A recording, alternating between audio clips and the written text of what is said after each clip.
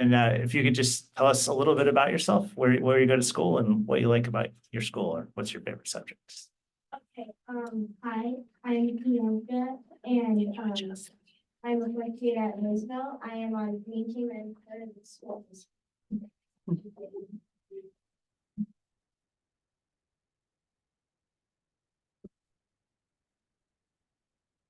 Some of the things I like about Roosevelt is the walkathon and how social everyone is. Some things I'm looking forward to next year are being the oldest in the school and having more responsibilities, like being able to run for more positions in student council and going to outdoor ed.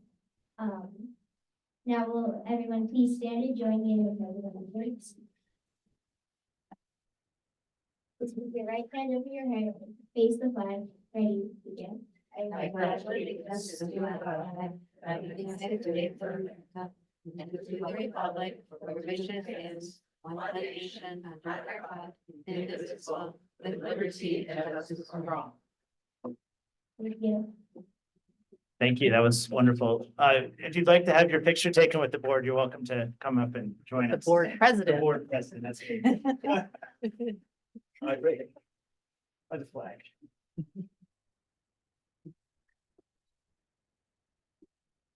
One, two, three. Let's do one more. One, two, three. Perfect. Thank you. Go ahead. Of course. Thank you. Thanks again.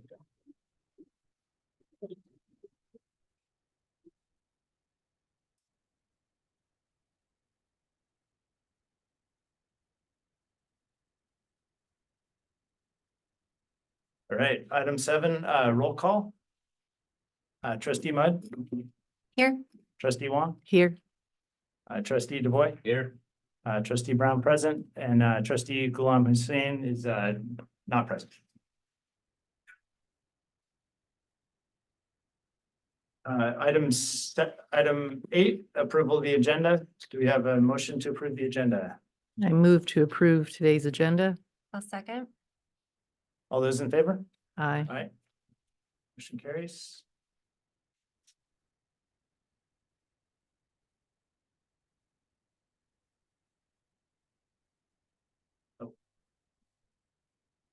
You can make us a public comment of an agenda item.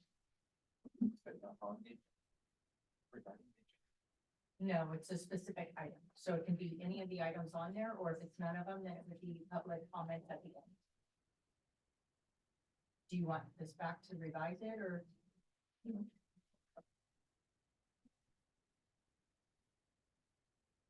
Great. Do we have any public statements related to agenda items for upcoming items? Yes, we do.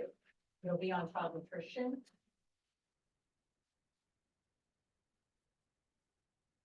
Under consent. And yeah, feel free to submit another one, Brian, if you'd like. And I'm going to go ahead and read our public statements policy because we have made a couple of changes. And just for clarity, bear with me as I read this, slightly lengthy. So for in-person public statements, if you choose to make a public statement and you are present at the meeting, please complete the blue request to address the Board of Trustees form at the meeting, that form, and provide it to the superintendent's assistant, that's Kirsten.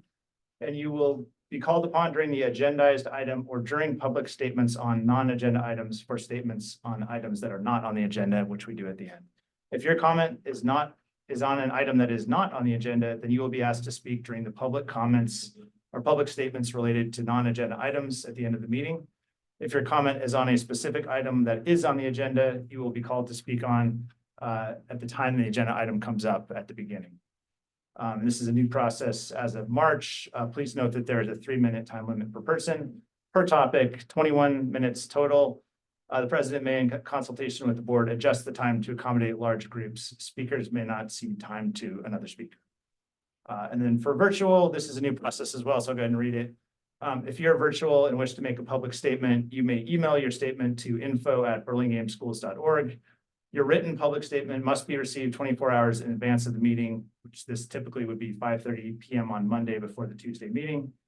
The board will review all written public comments in advance of the board meeting, hence the 24-hour time window there. And they will not be read aloud at the board meeting, and you will not be called on to read them aloud. At the same time that the written public comments are provided to the board, they will be made available to the public at the bottom of the agenda. So that's our new policy, and you can find it on the agenda if you have any questions. So.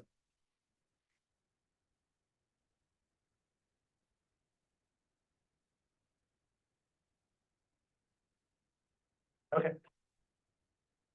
Perfect. So we'll move on to item 10, union statement from BEA. All right. I'm Kathy Castle. I'm a second grade teacher at Roosevelt, so I'm kind of wearing two hats. I have general BEA statements and then giving you a snapshot of Roosevelt. For BEA in general, negotiations are in progress. Meetings were held yesterday and today, and we're looking forward to coming to a mutually beneficial outcome. And the second item from BEA in general is that we hope the hiring process for the 3 vacant elementary principal positions will be swift with a strong pool of candidates so that we're able to find the best leaders for our diverse schools. And now, Roosevelt, which is what I know best. All the grade levels at Roosevelt use the PLC process to inform their instruction. And I want to give you a quick little snapshot of what we are doing grade level by grade level. So TK is working on foundational skills like pencil grip, letter name and sound recognition and number recognition. Kindergarten just finished studying weather and they're moving on to studying oviparous animals. First grade celebrated the opening day of baseball season with their annual batting and fielding clinic, and they incorporated learning sign language because you got to be able to read the signals and studying lines and angles on the field. Second grade, we just are winding up our March Madness tournament of books. We've been cycling through a PLC cycle on money word problems, and that's leading us into our study of economics and our annual market day. Third grade is working on oral presentation skills by giving weekly speeches. Fourth grade's using their research skills to become experts on a national park of their choice. And fifth grade is at Outdoor Ed this week, and they are beginning to work on their annual Teddy Talks presentations, and this year's theme is sustainability. And if that's not enough, school-wide, we're celebrating Autism Awareness Month. We're participating in the Burlingame Library Poetry Contest and really want to win the Stuffed Dragon. Spring Fling, I think, is the 13th, and it is a glow up night. So everybody's invited and it's free, and our PTA does a great job with that. And finally, next Friday is the Walkathon. We are busy at Roosevelt, and it's a great place to grow and to learn. Thank you.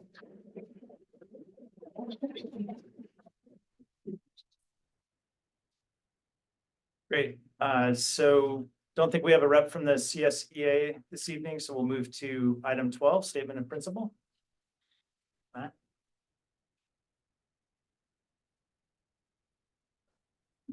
A little loud. I like it. Okay, it was great to hear what's going on in Roosevelt. I haven't been there for 2 days. So. Everything's going well. So good evening, everybody. Principals have been busily preparing for the big push at the end of the year. Currently, the team has been planning end of the year events, reviewing and using data from mid-year assessments to develop plans for students, and generally pushing the schools into the sun coming out of a very rainy season. Today, I'm going to use the bulk of my time to address a trend that has been observed in our district the past 2 years, the loss of 3 principals and 5 administrators due to various issues. While these departures have undoubtedly posed challenges, I believe they also present an opportunity for us to come together as a team, embrace new ideas, and uphold the tradition of excellence that defines the Burlingame School District. First and foremost, I would like to acknowledge the dedication and hard work of our principals who have moved on from their roles. Their contributions to our district have been invaluable, and we are grateful for their impact, the impact they have made on our students, staff, and community. Moving forward, it is essential that we view this period of transition as an opportunity for growth and improvement. To achieve this, we will need your support, as well as the freedom to innovate and space to grow. Allow me to elaborate on these points. We need the unwavering support of the school board to navigate through this transition period successfully. This support can come in various forms, including providing resources for professional development, offering guidance and mentorship to new administrators, and ensuring that our schools have the necessary infrastructure and resources to thrive. In times of change, it is crucial that we have the freedom to innovate and explore new ideas. This may involve reimagining traditional approaches to education, experimenting with innovative teaching methods, or implementing new programs to better meet the needs of our diverse student population. By encouraging a culture of innovation, we can adapt to changing circumstances and continuously improve the educational experience for our students. Building a cohesive and effective leadership team takes time and a deliberate effort. Principals need adequate time and resources to recruit, onboard, and develop and learn school culture, ensuring that each member is aligned with the mission, vision, and values. Additionally, ongoing opportunities for team building and collaboration are essential for fostering trust, communication, and shared accountability among team members. In conclusion, while the loss of these principals has undoubtedly presented challenges for our district, I am confident that we can emerge from this period stronger and more resilient than ever before. I know that Alyssa, Greg, Jude, and I are all ready to help. By coming together as a team, pushing new ideas, and maintaining our commitment to excellence, we can ensure that the Burlingame School District continues to provide an exceptional education for all our students. Thank you. Thank you, Matt. Well, I have to go, it's my wife's birthday. All right, statement of superintendent. All right, thank you. Thank you, Roosevelt. That was awesome. Appreciate it. It has been a busy month. As everybody stated, we've been in negotiations the last 2 days, and it's been wonderful getting to come together and hear different ideas and work together. We met with San Mateo County Office of Ed, and we've been working on our next LCAP, which will set our vision and mission for the next 3 years. Burlingame, I was invited to present at San Mateo County School Boards Association on the work we've done with dyslexia since 2012. And it was great to talk about the journey that we have been on. We will also be presenting on the 15th. I, along with all of our RTI specialists, will be presenting at a SELPA dyslexia conference statewide, which is exciting. We hosted a board meet and greet, which I'm sure the 2 of you will also speak about. And that was nice to start that component on the 26th. And the last thing that I want to say is I just want to take a moment to acknowledge that the Burlingame community has lost 2 people in the last few weeks. And that takes a lot on our community. And I just really want to acknowledge the loss of a parent, Danielle Laguerre Ryan, and acknowledge the Ryan family. 2 students went through our community and their cousins. And that is something that we do take very seriously. And if anybody needs someone to talk to or comfort, please reach out to principals. We're more than happy to help. And just know the Ryan family that we are here and you're in our thoughts. And also Elliot Ye at McKinley.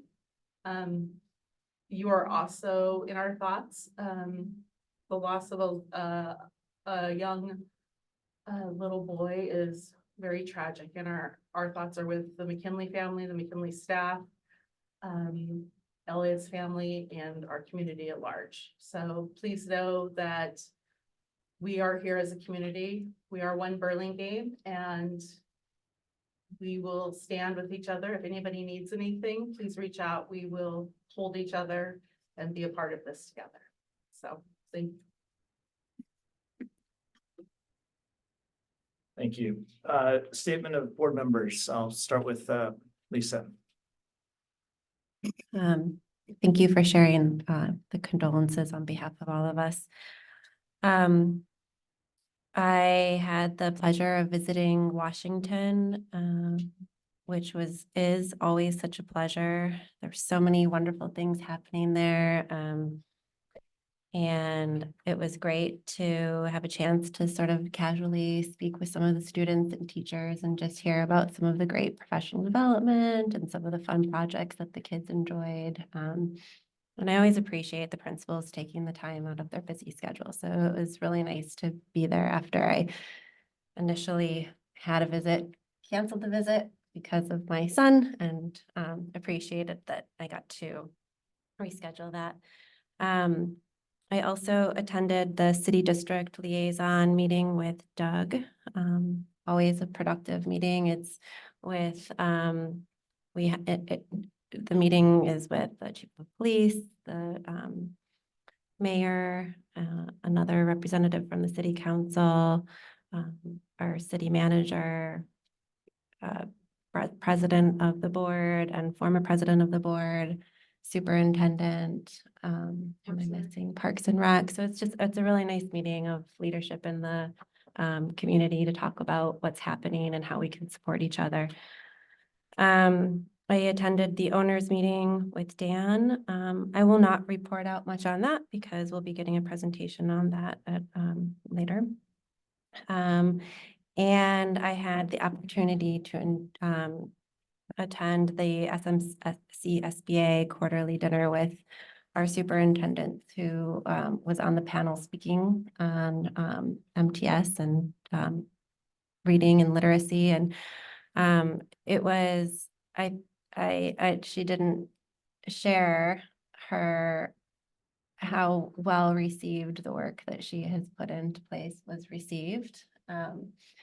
The comments were made like, if you're looking for what to do when you have students with a reading difficulty or dyslexia, look to Burlingame. There was a lot to be proud of, and our superintendent did a great job of highlighting the great work that we're doing in our district. So thank you. And then I want to thank Doug and Florence, who represented our new trustee meeting. Hopefully some curious souls came out and are going to sign up. And lastly, I want to say good luck to our students that will be performing in the Little Mermaid production. Great. Other than just wanting to also express my sorrow for the loss of our former and current BSD family members. Once you're BSD, you're always BSD. So please reach out to us if you need any support. And so we've mentioned about the board meet and greet. We are going to have 3 open seats on the school board in December.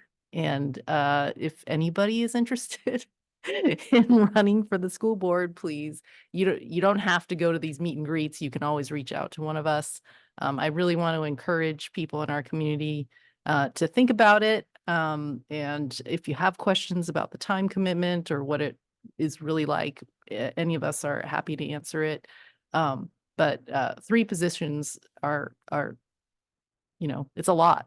So be thinking about it now. So I just want to put my encouragement out there to people. Find out where you live in Burlingame, and if it's in one of the trustee areas that has an open seat, please reach out if you're interested. Nothing further to report. I guess I'd just mention a couple of things. The city district liaison meeting was my first, and it was just great to see the competent, thoughtful, caring leadership that we have in the city, which I haven't had an opportunity to interact with folks in other areas, but it was really encouraging to see all those leaders come together and thinking about what's best for the city. And I guess we're lucky to have that leadership. So that was great. Another plug for the board meet and greet. You can reach out to us individually. The next one's, if you like, the next one's on May 1st in this room at 6 o'clock, right? I believe so. It's on the website. And yeah, again, just encourage you to give it some thought. So appreciate that. And so we'll move on to the consent agenda. And just to remind everyone, things on the consent agenda, all the trustees have read and reviewed, considered to be non-controversial. We take one vote. We also have an opportunity to take things off the consent agenda if anyone wants to have further discussions. I guess now would be the time if anyone wants to remove any item. Okay, great. And we do have a public comment on consent, which is item 15C, the Child Nutrition Program. And it's Bryant McLaughlin.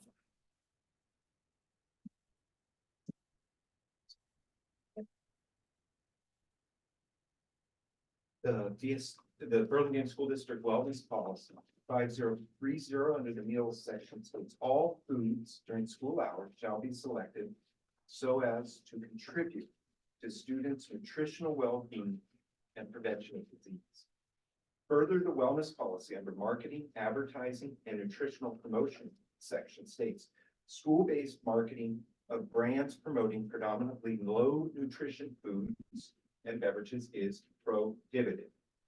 Additionally, the BSD Chartwell's 2023 contract signed by Ms. Bonavert and Mr. Napier states Chartwell will provide nutritious, appropriate, and visually appealing meals.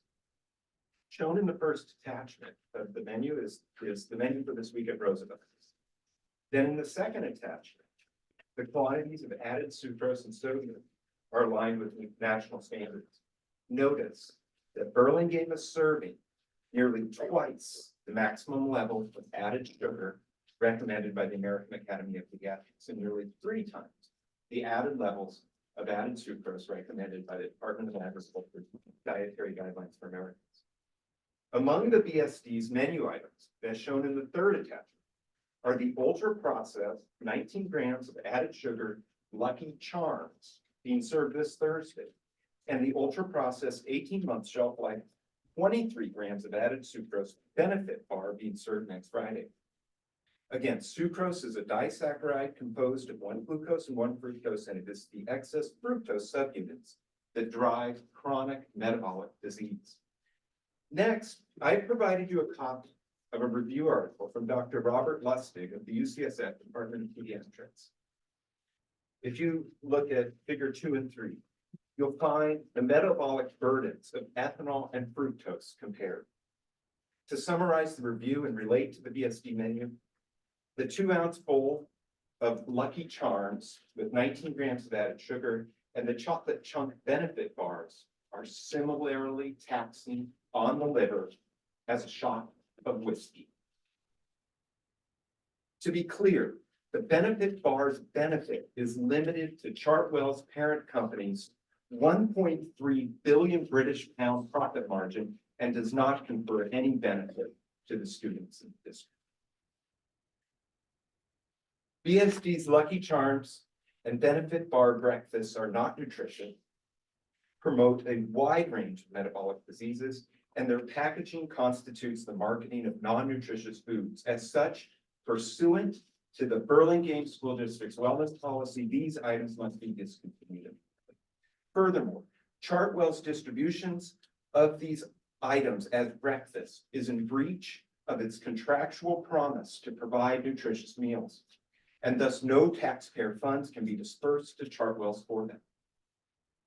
The trustees must reject Chartwell's invoice before it today until amounts related to non-nutritious meals are removed from the invoiced amount. Thank you. Thank you, Brian.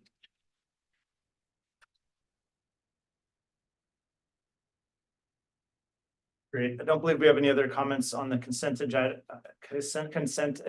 items. Do we have a motion?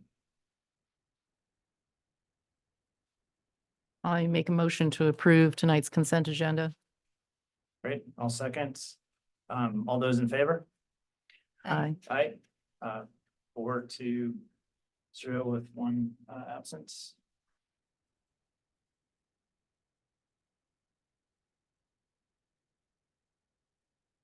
All right, moving on, item 16, administration.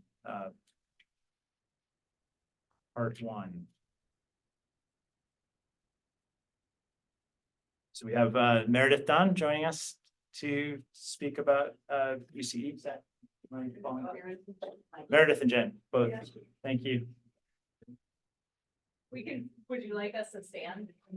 Just sit? We just need to hear your voice through the microphone. So whatever's We can easy. We stand. don't care if you sit or stand. Do the slideshow thing. Oh, gosh. It feels like a lot. You can do the slideshow. Thank you so much for having us here tonight. I'm Jen Faber, BCE President. We have Meredith Dunn here, Executive Director. We are here to provide an update on our fundraising for Burlingame School District. When we submitted these slides, we were at about we needed to raise about $800,000 more. Since then, we've probably closed about a $200,000 gap. So that's really great news. Great. It's really phenomenal how our community comes together. We just wish it would be a little earlier every year. Looking forward as we approach the end of the school year, we are bringing back our Scholars Circle site parties and gatherings to celebrate our Scholars Circle level donors, which are $3,500 and up donors. We feel like bringing that community together is really important to our ongoing fundraising efforts. We also are so fortunate that All Natural Stone is hosting for us again their donor celebration. We've invited anybody who is a monthly giving donor and people, I believe, who gave $100,000 or more, and then lots of the community at large to All Natural Stone. We hope to see lots of you there. We also are hosting a just online auction surrounding that event that starts May 10th. We have things in the works to close the gap, but we do need to close the gap by the end of the year. Per the Honorable Florence Wong's mentioning last year at this very meeting, participation really hasn't budged in a long time. We're really in the 40s for participation across the school district. We would love to see that increase. Readathon really does bump participation up, but it doesn't really, it still doesn't get us above the 40 to 50% participation across the community. We are really leaning into getting more community members that can give to give more generously. We're sort of in this like 90-10 where we're getting 90% of our donations from 10% of our donors. Might not be quite that drastic, but that's really kind of the trend that we're seeing. And I think that's universal across a lot of nonprofits. As we look to next year, we have listened to feedback because the fall is so busy and we are having our soiree, gala, live auction, online auction, all of it in March. We're gonna do it between the two breaks. It's gonna be either March 21st or 22nd. Forgive me if those days are slightly off, but I think just the fall with all of the PTA's fundraising is so busy and we're all so impacted by it with volunteer fatigue and also just ask fatigue. And we're hoping to work with our PTA partners to really build to that event. We had a great event in November, but I think moving it will help us work even more together. And I think that kind of segues into our need for volunteers, just like you need people to step up for school board member roles. With the by-district elections, it's slightly more challenging. We also are trying to get volunteers for our board from every school site. During this last year, we've lost nearly all of our staff with the exception of our contract bookkeeper. It's been an enormous building year. I'm really excited that Meredith joined our team. We are hiring people and also looking for volunteers in our organization. So put the word out. We're so thankful for all of the continued support and partnership. So thank you. Thank you, Jen. Yeah. Any questions or comments? We have, I didn't go through, you have the slide deck, yeah. sorry. Oh, Lisa. I just wanted to say that I remember what a stressful period of time this end of the year is where you're pushing to get these donations. And I hope everyone in our community steps forward and gets in there, whether it's a, you know, $10 or $100,000 every, like you said, every dollar actually really, really does count. And I hope the community keeps their signs up, and I hope the teachers and principals are able to keep communicating how much this does for our community, and thank you for all the hard work you're doing. Yeah, I just add my thanks as well, and it's obviously stressful to get to the end of the fiscal year and have this big number and you're the mercy of the donors coming together, and it's fantastic that you've made that progress just in the last couple of weeks. And I just echo what you said. This is a really important part of our budget, frankly, and what we can provide to students, PE, music, additional teachers, mental health, everything that BCE helps us provide. We can't do it without the donation. So thank you both for your efforts. Very much appreciate it. Thank you so much for having us. And can I say Oh, one yeah. quick thing is I just want to put out there that a lot of people have companies who will match donations that they make and make sure they turn in whatever paperwork they need to get it in on time, because it'd be great. Right, now's the time to do it before the end of June. That would be great if it could come in before then. But I remember like every June 1st, it's a shocking amount that gap you guys have, for your goal to what you have, and just somehow it gets done by the end of June. I'm hoping people keep doing it faster than that, but it is, for some reason, June is just like that, probably the most stressful month of the entire fiscal year is my guess. I mean, we get nearly $500,000 of our donations from company matching. Uh-huh. That's enormous. Yeah. I mean, How it's much? really $500,000. It fluctuates Over a the year, bit, not but June. yeah, not. Yeah. Right. With people that have signed up for monthly giving, we really have income every month, which is really helpful. So that's about, between $25,000 and $30,000-ish every month. That really pushes us in a great direction, but it is like these little pieces, and then people do just donate in June, Mhm. which is, that's their donation behavior, and people have gotten really good at letting us know that, which is helpful. Mhm. But pushing new families and getting new families on the BCE bandwagon, Yeah. train, bus, whatever you want to call it, would be really wonderful. So I'm gonna make my donation in October next year, I promise. but it's okay, we know you're a donor at this rate. And thank you. I just want to say on behalf of the district, just how much we appreciate, not only the monetary, but the hours. And the amount of hours that you all put in as parents and volunteers. We're just so grateful, but especially monetary.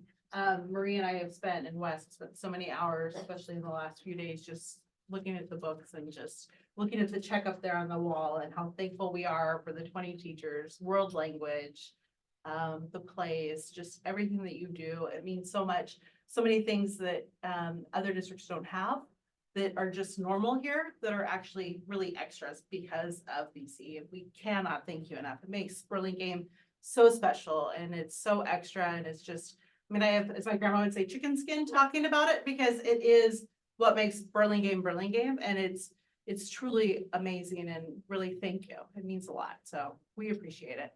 And I know it is so many hours beyond the monetary. So thank you. Thank you all so much for having us. Thanks, Jen. Thanks, Meredith. All right, item 17, we have a presentation on mental health support services. Like to invite our mental health team. Please come on up. Currently, we have 6 counselors within our district. They do many fantastic things, but primarily supporting our kids and supporting their educational development and process. I'm gonna have you introduce yourself. So thank you for being here. Thank you. Hi, I'm Dot Yang. I'm one of the counselors at BIF and at Franklin. Sorry, I'm overcoming a cold, so bear with me. Hi, good evening. I am Jen Ibis. I am one of the counselors at BIS. Hi everyone, I'm Simran Kumar and I'm the school counselor at Hoover and Washington. Good evening, my name is Can you hear me? Yeah. My name is Mark Rappaport, and I am the clinical director for all folks in the jail.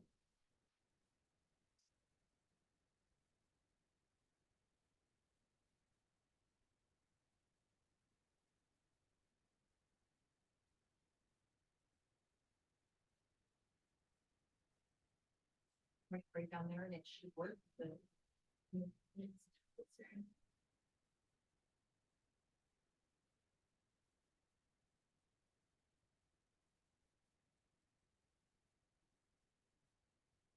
So, hi everyone, thanks for having us. The mental health team consists of school counselors and school psychologists. Counselors provide school-based counseling services and community resources, while school psychologists assess students for terms services. That's educationally related mental health services.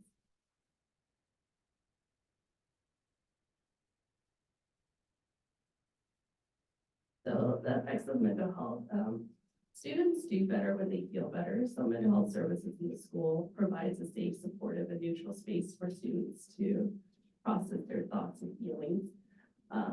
It also increases the feeling of the general feeling of well-being and belonging. It increases academic performance and fosters meaningful connection with other peers. I'm not going to read everything, but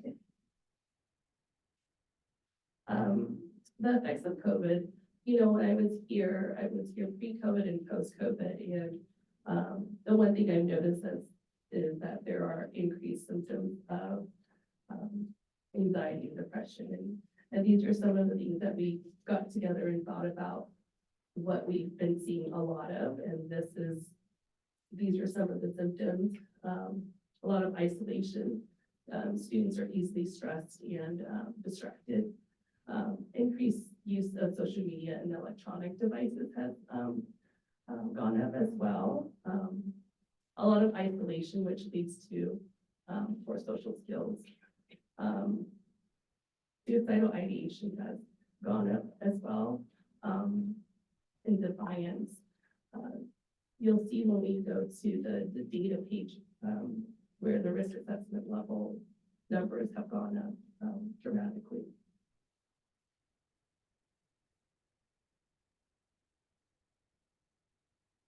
Okay, so as counselors, we receive many referrals for our students, and that can come for various reasons and from different individuals.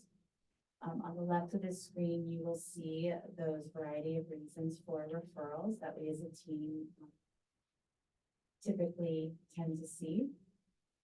And then on the right, you will see the variety of ways a student, a parent, or a staff member can make a referral for our students. Once again, I'm not going to go and read everything in detail, but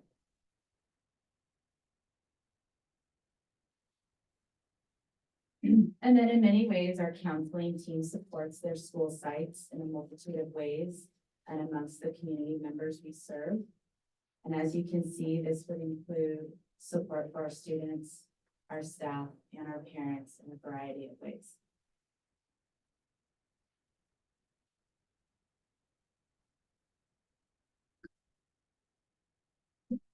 Yes, so, social emotional, needs have definitely increased over time. As we could see, 7 years ago, we had only 2 general ed counselors and 1 special education counselor.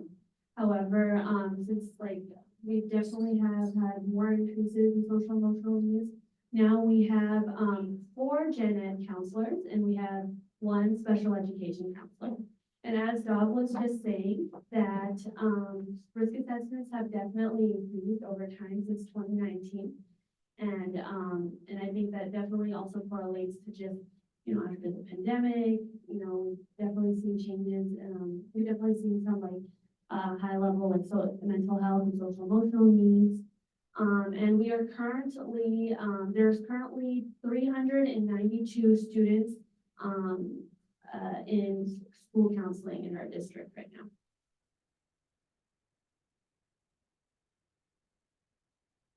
Other support tools and services that we provide. So one one resource that we like to definitely share with our school community and like our staff and our teachers is our SEL toolbox.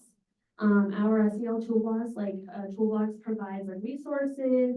For example, if the teacher is looking for resources about ADHD, or if they want to learn more about ADHD, they would be able to, look through that SEL toolbox and find resources. Or if a teacher is looking for more coping strategies that they could teach to their class based off of their classroom needs, that's also a place where they can look at. So it's a spreadsheet, a Google spreadsheet that like our teachers and staff members and our school community can look through to find like resources for our students, SEL resources. And we do use a lot of, our counseling department does provide a lot of SEL programs. So the 3 top programs that our elementary schools are using are Kamochi, as some of you may know, Second Step, and Zones of Regulation. And then we are also using, and then our middle school counselors are also using like Connection and Second Step as well too. And then we also, the counseling team also participates a lot in our like SST meetings with our schools team. And then we also participate in the SLC meetings and 504 meetings. So and then our middle school counselors also participate in the care team member meetings as well too, that work on truancy behavior and academic mentoring.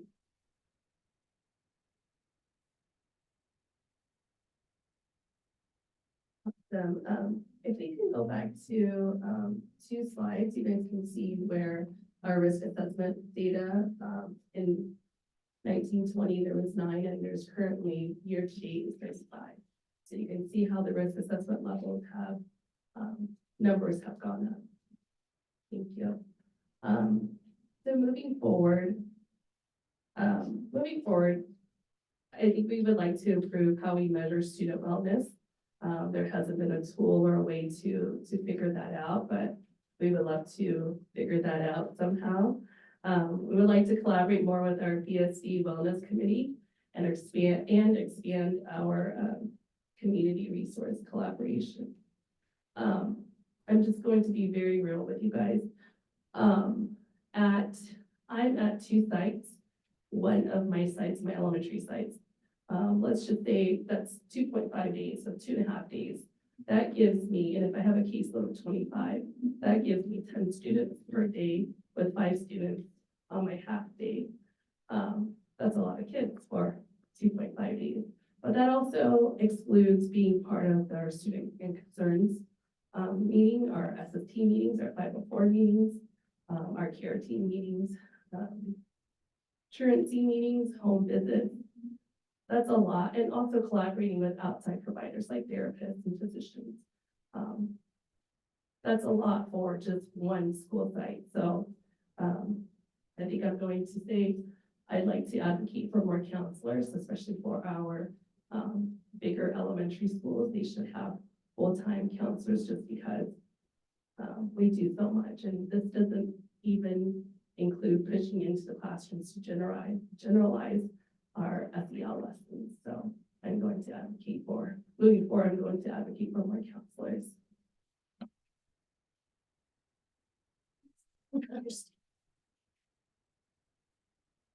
Thank you. So here are the numerous resources that we use to support our role and provide to our families.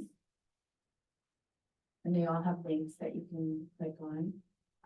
And even though it says Q&A, before we do that, we do want to turn over the mic to Alco so they can present more on their organization.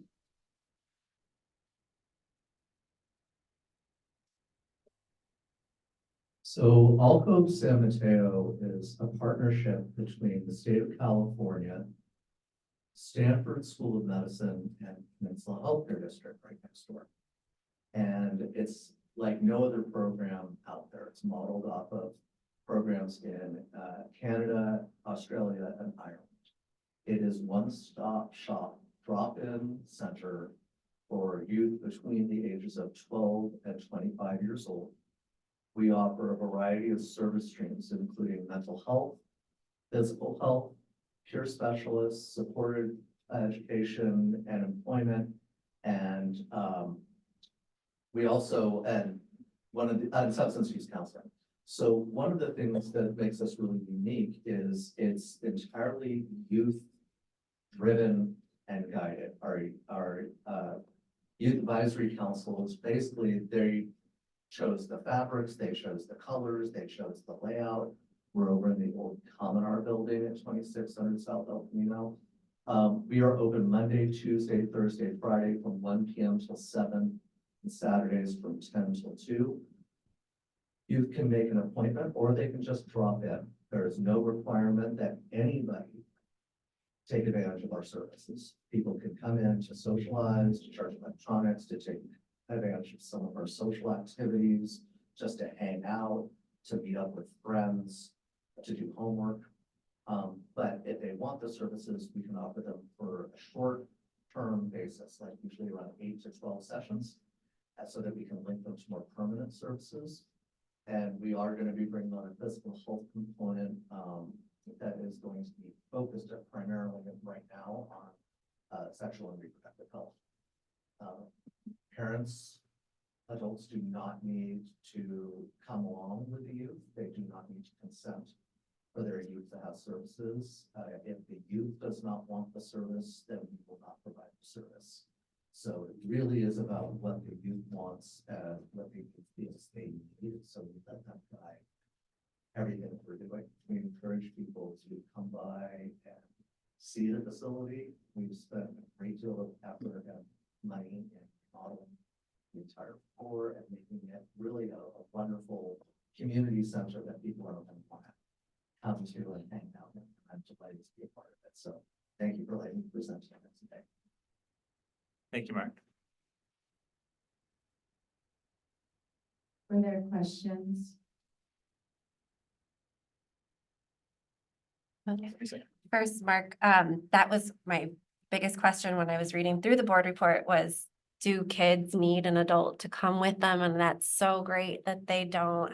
What an amazing service. And I would love to take you up on the offer to visit and see your space. That's what an amazing program. I had no idea this existed for our community.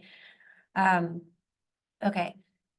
And then I had a question for everyone about how our counseling team and our behavior analysts work together.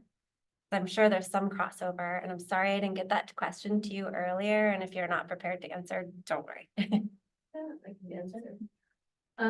So an example is if a student is hitting other students, the counselor would come in and talk about big feelings. How can you express your feelings? How can you use your words instead of your body? Where a behaviorist will come in and understand the antidote, the triggers of the hitting and the behaviors behind it, and the cause of why they're hitting, right?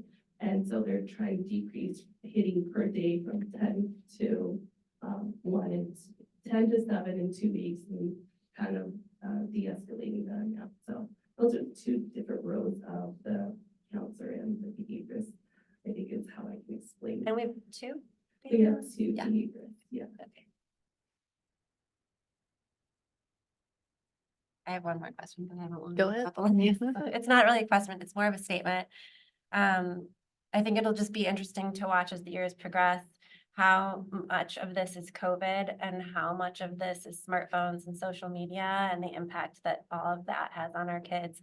And I hope at some point we'll all start having conversations here at this level and at the community level as well about the idea of wait till 8th with smartphones, waiting until our kids are 16 to let them have access to social media, the possibility of yonder bags. I worry about our kids and depression and what they see online, and I appreciate all that you do to support them. And I wonder what we'll see as the years go by. As these COVID kids move out through our school district, are we still seeing the impacts of just our current world on our kids. So that's my For what you just said, I'm gonna be putting on an event on with Love Never Fails Us on child trafficking. And they just shared a really powerful statistic apropos of what you were saying. During the lockdown, child trafficking between the ages of 9 and 17 years old went up 700%. And it's solely and exclusively because of smartphones. So that's a pretty damning statistic. Mark, can you make sure that we get flyers to make sure that they get for any of the stuff that you do, so we can make sure we get them in our newsletter, please? Absolutely, believe me. Thank you. Did you have- Oh, I'm curious about Alcove. So how long have you guys been open? We did our soft opening on January 22nd. So as soon as we get some of the physical health pieces, we'll be doing a grand opening and that'll be open to the entire community. But Mhm. we're open for business right now. Okay, and have you had the, like, I don't, you know, people coming in, Yeah. like at the rate Please that use the you, mic so our online Oh. folks can hear. at like Yes. sort of the numbers that you were hoping to get? For being open as short as recently as we have been, yeah, our numbers are looking very positive. Our outreach efforts are like ramping up all the time. So I think that by this time next year, we're going to be really humming along. Mhm. And do you have the funding to, you know, expand the scale of what you can offer? Yes, we're really well funded, and just anecdotally, since I've only been there since January, every time I open up an email saying congratulations, you've just gotten another grant for $2 million. And Wow. I get excited, and then people are like, we've been waiting for that money, Mark, to get to this. Right, they were hoping it would come. Yeah, yeah, but that's great. Thank you. Well, I had a question on page 5. I think you listed the reasons for referrals and the referral process. Are those listed in any type of order, like what you see the most of is at the top, or You want to go to that slide and we'll just make sure. that one? Yeah. I don't think it's any particular order. I think, in all honesty, I think we just jotted down everything that came to mind. I would definitely say with my experience, personal feelings and struggles would definitely be top of the list. And then definitely at the middle school level, social emotional challenges, I would say would be the next. But they could vary because first of all, just the age of the child varies. I mean, I think what the elementary counselors deal with versus us at the middle school level is very different. Students advocate for themselves more at the middle school level. So, you know, I think that's where some of these, like gender and development is gonna be brought up more at the middle school level, as well as peer and home conflicts, school avoidance, office visits. Those are all pretty high middle school level. But you know, they're not ranked in any specific order. Okay, thank you. No, and then I just want to say thank you. I always hear wonderful things from parents and students who have worked with you. So thank you. Okay. Any other questions? I did have a question. So we're still utilizing Care Solace, right? So are you finding that families have been pretty successful in getting, you know, transitioning from school-based to outside, you know, providers? I'm gonna speak by saying it's a mix. Mhm. I've had families who, the response is immediate, which I think is a huge success. I think it's then the next part, which is finding the actual, service that they need, and it could be for whatever reason. It could be the family's no longer interested, the family was looking for something more specific. But I don't think it's a fault on Care Solace. I think it's just somewhere in there, there's a disconnect. But that's what I'm hearing. So I'm hearing some success, and then I'm hearing, yeah, we just decided not to do it, or it wasn't what we were looking for. Mhm. That way. Yeah, I think, yeah, and I think, with Care Solace, it's also nice to provide families with other resources, like local resources, like Star Vista is a really good local resource. And, you know, now it's our movie, and so, yeah, it's a mix up of, so. but it's always nice to provide them with extra resources. Mhm. Great.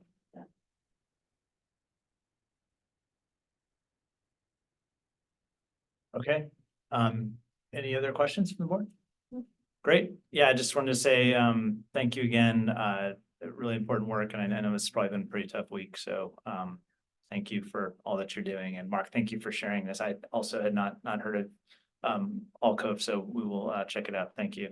Thank you, everyone.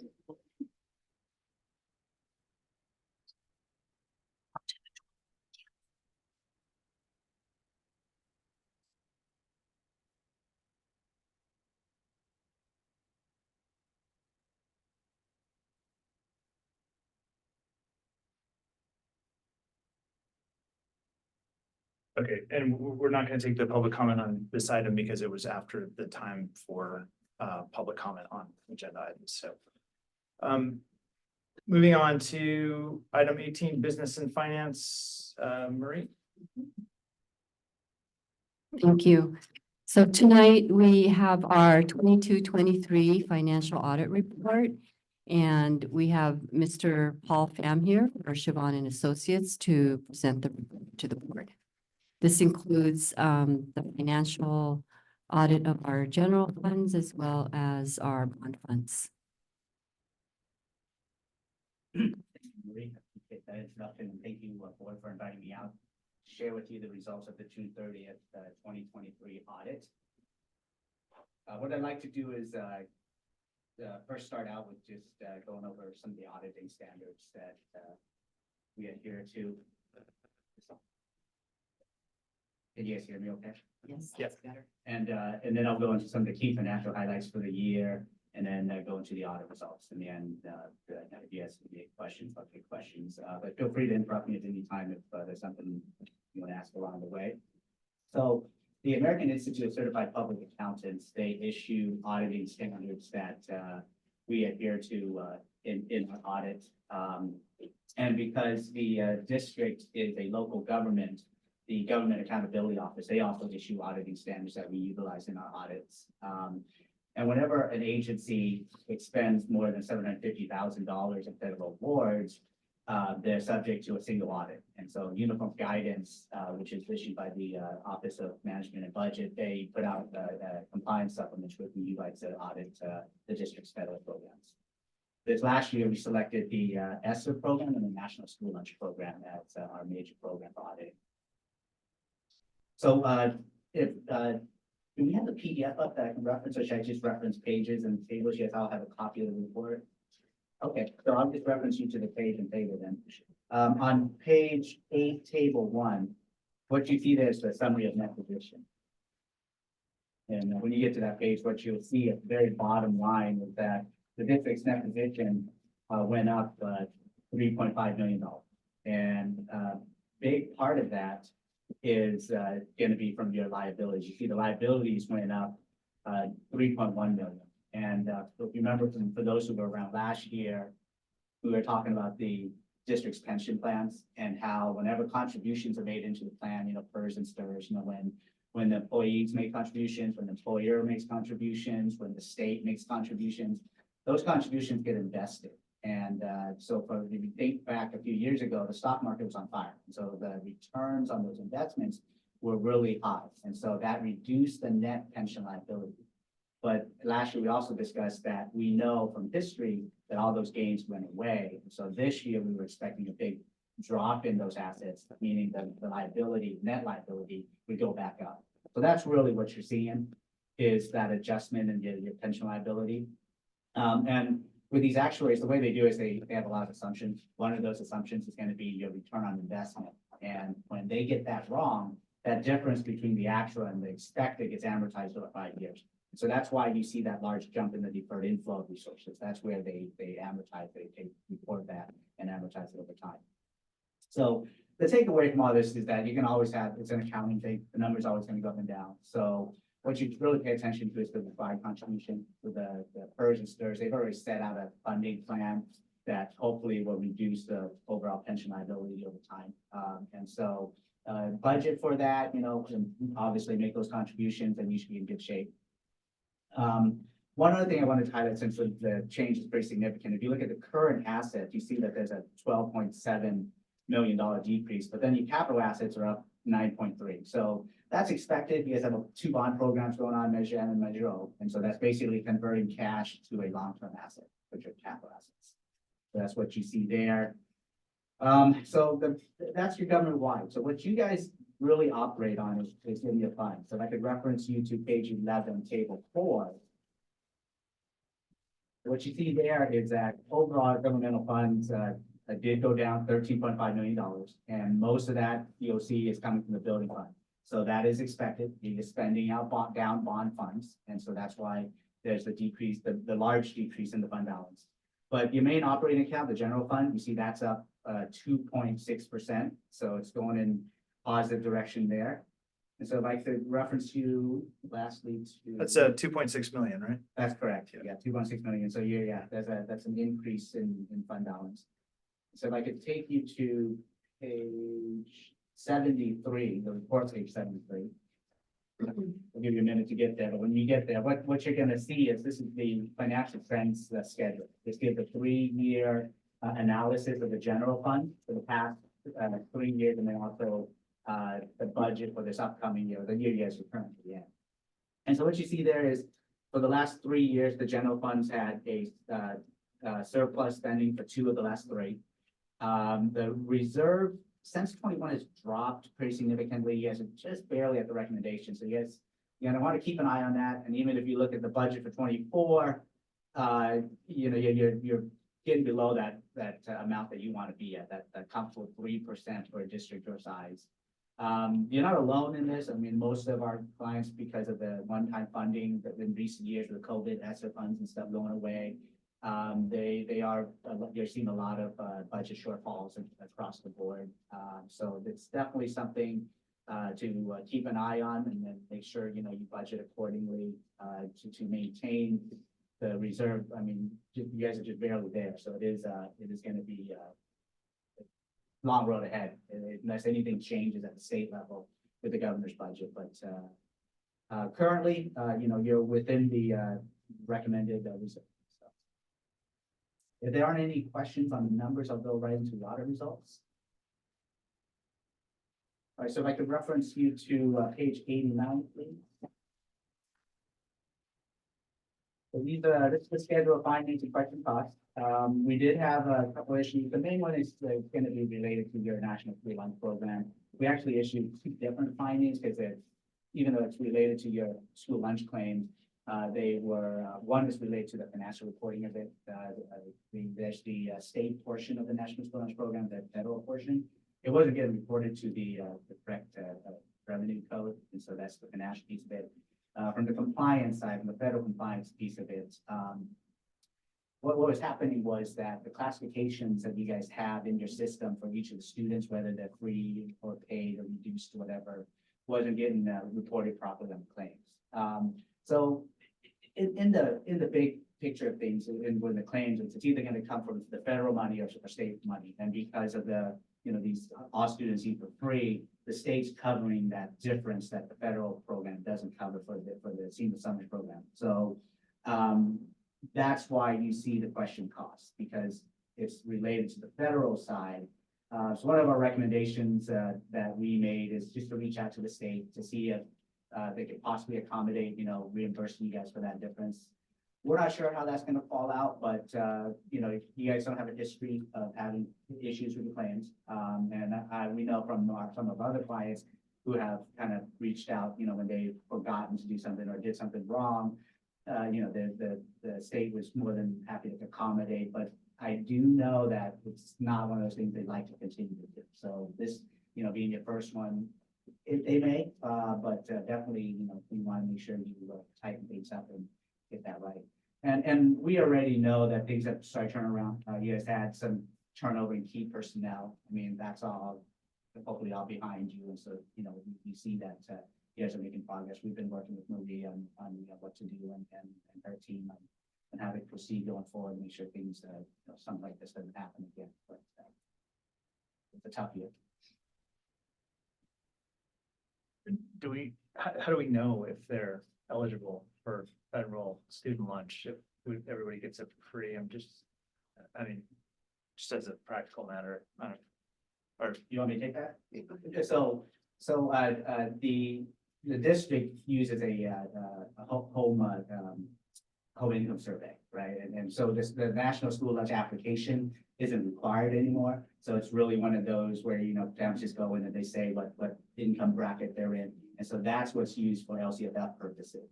so it's our responsibility to collect that information and apply it appropriately in terms of whether we send it to the state or the federal That's government. correct. Yeah, yeah, exactly. I know we have that question in our registration now, so hopefully that'll help going forward, right? Yes. Okay, thank you. And did you say that we booked a liability for that, the 750,000 difference? Right, that you have to- you owe So is back. that reflected in our net position numbers, that liability? Yes, that's Okay. correct. Yeah. That was the journal entry. To put that. So if to the extent that we get that money back, it will improve. Right, yeah, so you would report that as revenue, so the revenue and then you offset the liability. Okay.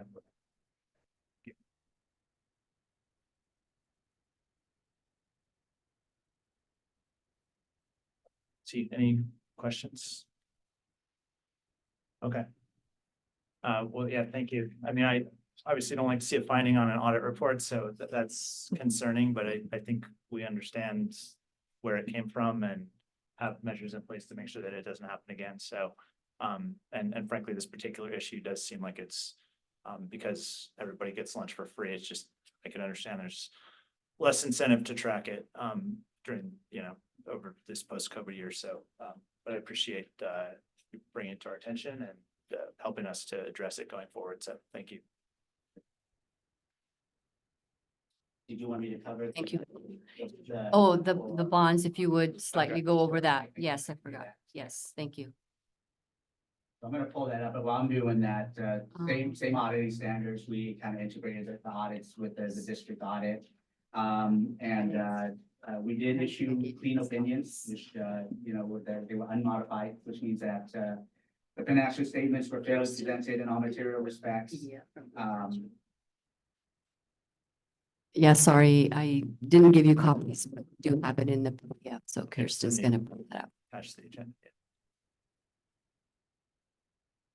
Which one are you doing, Paul? I can do either, whatever you pull up first, I can discuss. Measure up? Sure. So.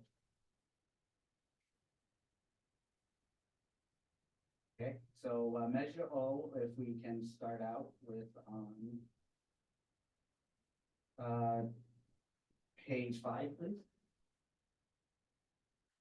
So what you see on page 5, this is the statement of revenue expenditures and changes in fund balance, and this just shows just a couple more pages down there. I report page 5, sorry. One more page, right there, okay. And so what you see here is that out of Measure O, the district expended just over $13.5 million. And so that brings the fund balance for Measure O to just $5.8 million as of June 30th. And then lastly, if you could go to report page 14, please. And so on page 14, you'll see the breakout of the expenditures by site, and you'll see the Burlingame Intermediate had a big year in terms of projects and expenditures. The Student Resource Center, Student Recreation Center, Oh, yeah. our gym, new gym, yeah. Yeah, so, so like I said, it's a clean opinion. The financial statements fairly presented, our test disclosed no instances of non-compliance or other matters that were required to be reported under government auditing standards. And district complied in all material respects with the compliance requirements of Proposition 39 and Measure MMO. And that's the same opinion for both. But I can go over the numbers for the Measure M if you want to pull that up. I'll just reference you the same pages there.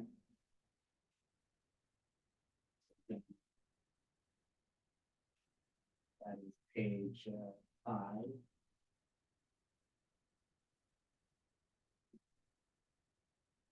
Okay, so here, a little bit less activity. You see just over $1.5 million in expenditures there.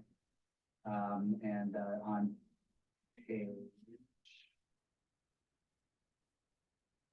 14, that's the breakdown by the sites of the projects.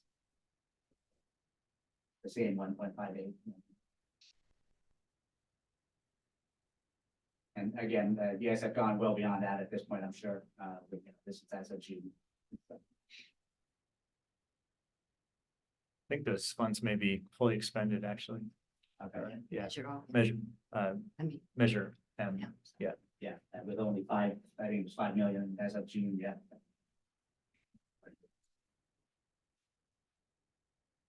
Great. Any questions? Okay, great. Thank you. All right, thank you. Okay, Have a good thank evening. you, Paul. Thank you very much. All right, we'll move on. We have to vote on it. Oh, I'm sorry. We have to approve the audit. So, could I have a motion? I'll move to approve the audits. I'll second. All those in favor? Aye. Aye. Great.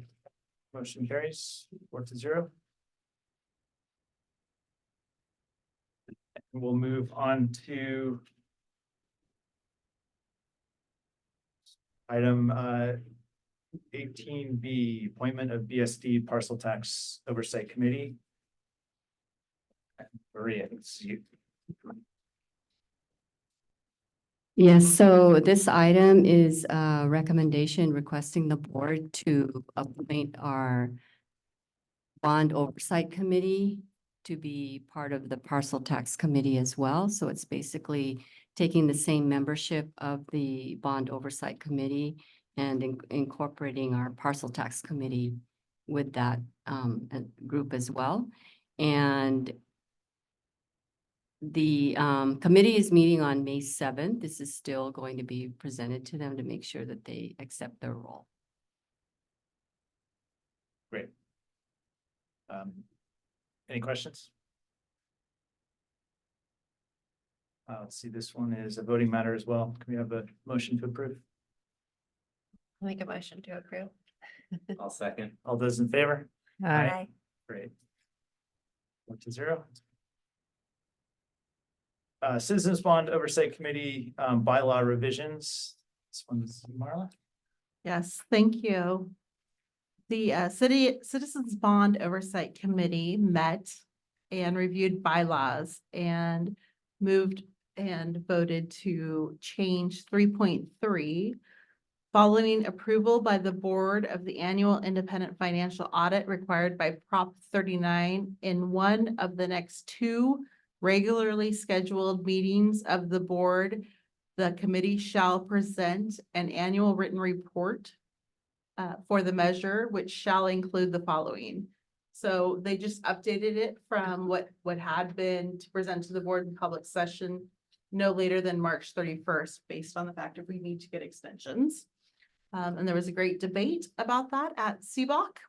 And then at 6.1, you will see where the red has a strikeout, and it says that they will meet 4 times a year or so often as necessary to accomplish the duties set forth in section 3 hereof. And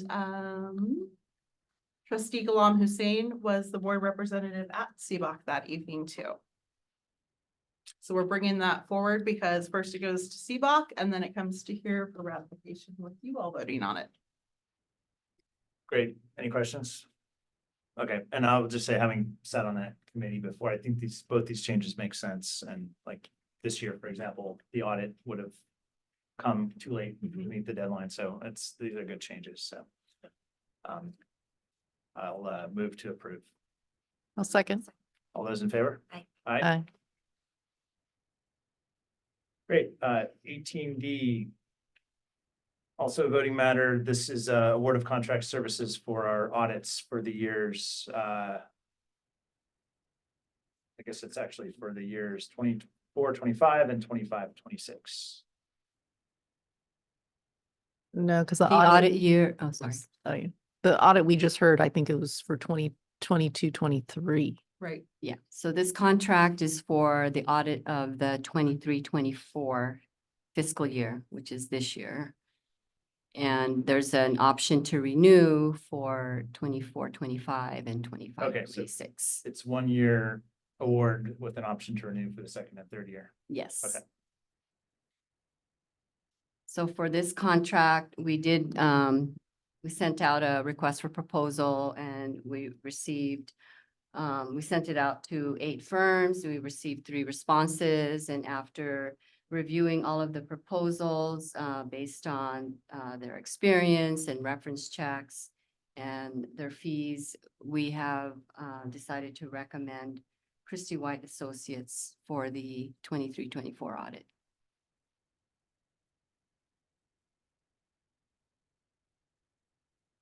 Great. Any questions? I was just wondering, just for public knowledge, like what's the recommended number of years you work with an auditor? Yeah, so it's recommended that at least every 3 years, you, if you stay with the same auditor, you have to change the partner who's in charge of that audit. And, normally, I think they like you to rotate like every 6 years, but it's not, I mean, you can go longer than that as long as you continue to rotate the partner within that same firm. So we've had the same auditor for, I think, about 8 years. Yeah. And they were in compliance in terms of how they rotated the manager and the partner that was providing the audit services. Thank you. And I did also review the proposals, and I thought each of them was very good and well qualified, so I'm definitely supportive of the recommendation. At the end, what it really came down to were the references. When we started Yeah. calling references, that's what kind of tipped us on it. That's great. Thanks for doing that. All right, would anyone like to make a motion? We'll make a motion to approve the award of contract for audit services. Second. Great, all those in favor? Aye. Aye, 4-0. Item 19, administrative, part 2. 19A is resolution for the Day of the Teacher and Teacher Appreciation Week. One of our all-time favorite things to do. The first week of May is Teacher Appreciation, and we are bringing forward our National Teacher Day and also Day of the or Week of the Teacher, which will be taking place in I'm trying to get it open here. Day of the Teacher is May 7th and Week of the Teacher is May 6th through the 10th. And this year we will be celebrating it with our BEA, and we also celebrate it with CSCA partners. Spoiler alert, that's the next one. On May 7th at, we pull it up.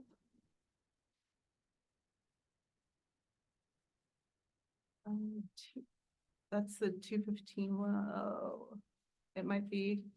Oh, no, I'm sorry, 2 o'clock on May 14th at Franklin, and we would love for the board to come for our big ice cream social with all of our district wide, which is very fun.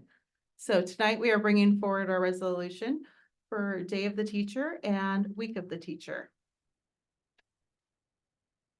Great, would anyone like to read the resolution? I think Lisa should, since she's a teacher. Okay. We can alternate like we did last time. Yeah, do that too. In support of the Day of the Teacher and Teacher Appreciation Week.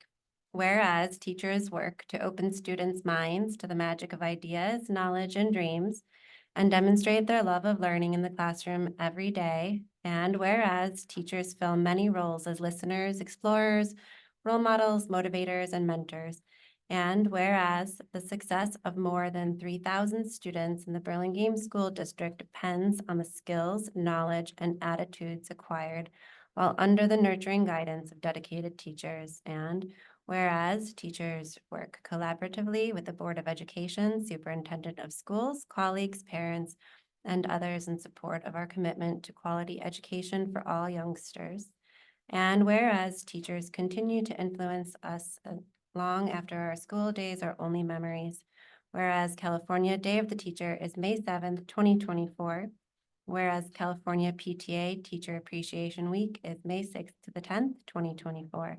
Now, therefore, be it resolved that the Board of Education of the Burlingame School District does hereby acknowledge the contributions of all dedicated teachers and recognizes May 7th, 2024 as the Day of the Teacher and May 6th through the 10th, 2024 as Teacher Appreciation Week, and urges parents, students, and the community to publicly show their appreciation for teachers and their contributions that improve our daily lives, our community, and our futures.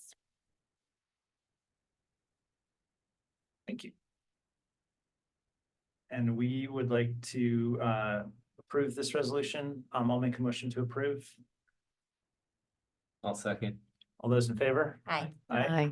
The game theory there seems. Only 4 of us. Great. 19B, we'll move on to classified school employee week. Great. Thank you. Just like our teachers, we also know that our classified employees are so important to us, and we would like to honor them with our classified employee week, which is May 19th to May 25th. And we will also be celebrating them on May 14th when our leadership team will be celebrating by offering our wonderful ice cream social at Franklin in the afternoon. And we hope that all of our trustees can make that. So, and we are bringing forward tonight our classified school employee week resolution. Great. I'd like to read this one if that's all right. My mom was a classified school employee for 30 years. So I didn't know that. Burlingame School District Resolution 2324-25 in support of Classified School Employee Week.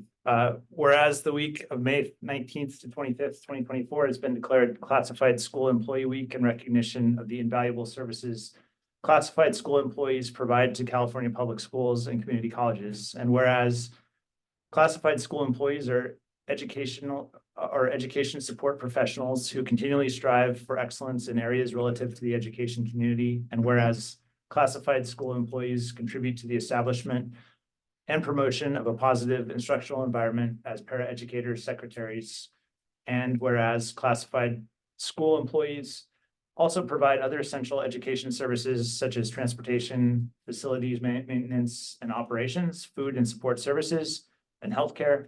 They play an essential role in providing for the welfare and safety of California's public school children and community college students. And whereas the people of California join the California Teachers Association, California Federation of Teachers, the California School Employees Association, and Service Employees International Union in acknowledging and recognizing classified school employees for their outstanding contributions to quality education across the state. Now therefore be it resolved that the Burlingame Board of Trustees does hereby acknowledge and contributions of all dedicated classified employees and recognizes May 19th to 25th, 2024 as a Classified School Employee Week.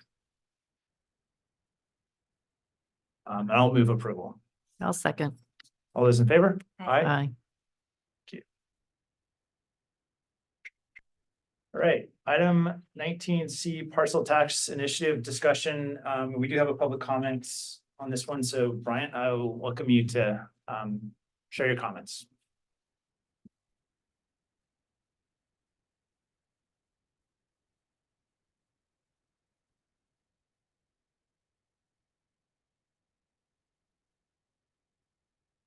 When presented with any data set, if the methods of data collection and analysis are not detailed and made available for verification, one should not bother even looking at the data because it is impossible to discern which, if any, of the data points are meaningful.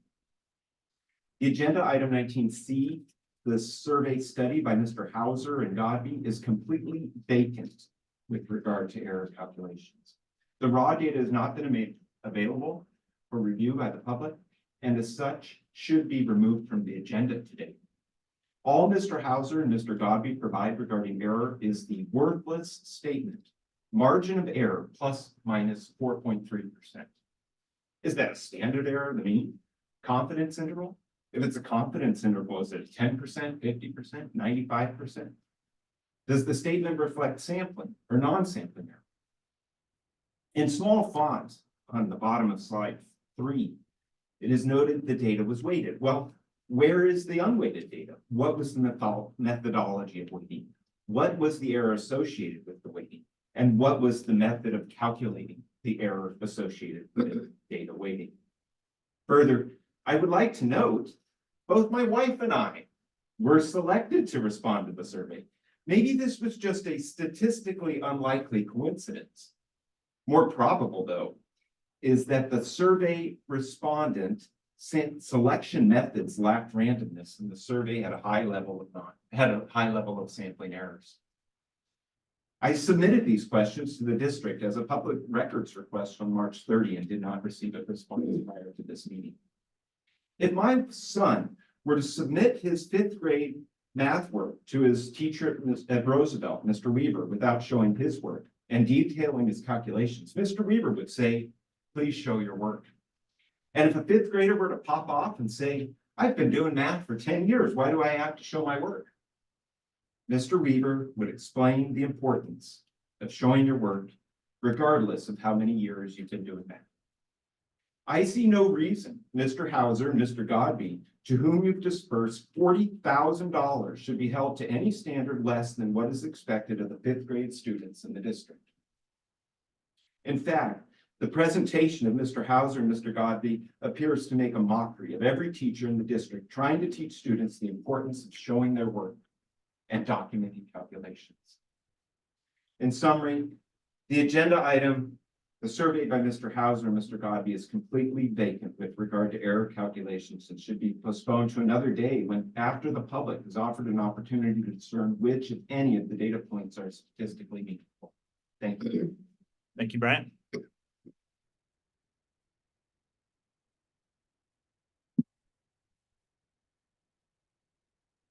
All right, Jeremy.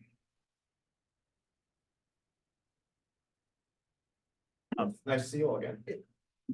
Is Mr. Godby joining us? Yes. Okay. Then please introduce yourself. Yeah, Jeremy Hauser, a partner with Team Civics. Good to see you all. Since we last spoke, we've been in coordination with Godby Research to conduct some statistically reliable opinion research to determine whether or not supplemental parcel tax might be feasible at the 2/3 level on the November ballot this year.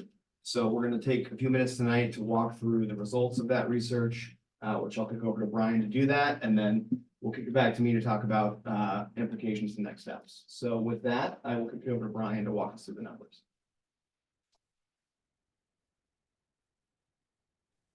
Thank you, Jeremy. Appreciate that. Looks like everybody can see the presentation. Great. And if we can advance to the next slide. As you know, we were retained to conduct a survey for the district. We looked at a variety of different things in terms of the research objectives. First was to consider the perception of the district, quality of education, management of taxpayer funds, and need for additional funding. The next set of questions dealt with the specific parcel taxes and was a split sample methodology, which we'll talk about in a moment. We looked at a variety of projects and programs that we might use the money to fund. We looked at both positive and negative statements.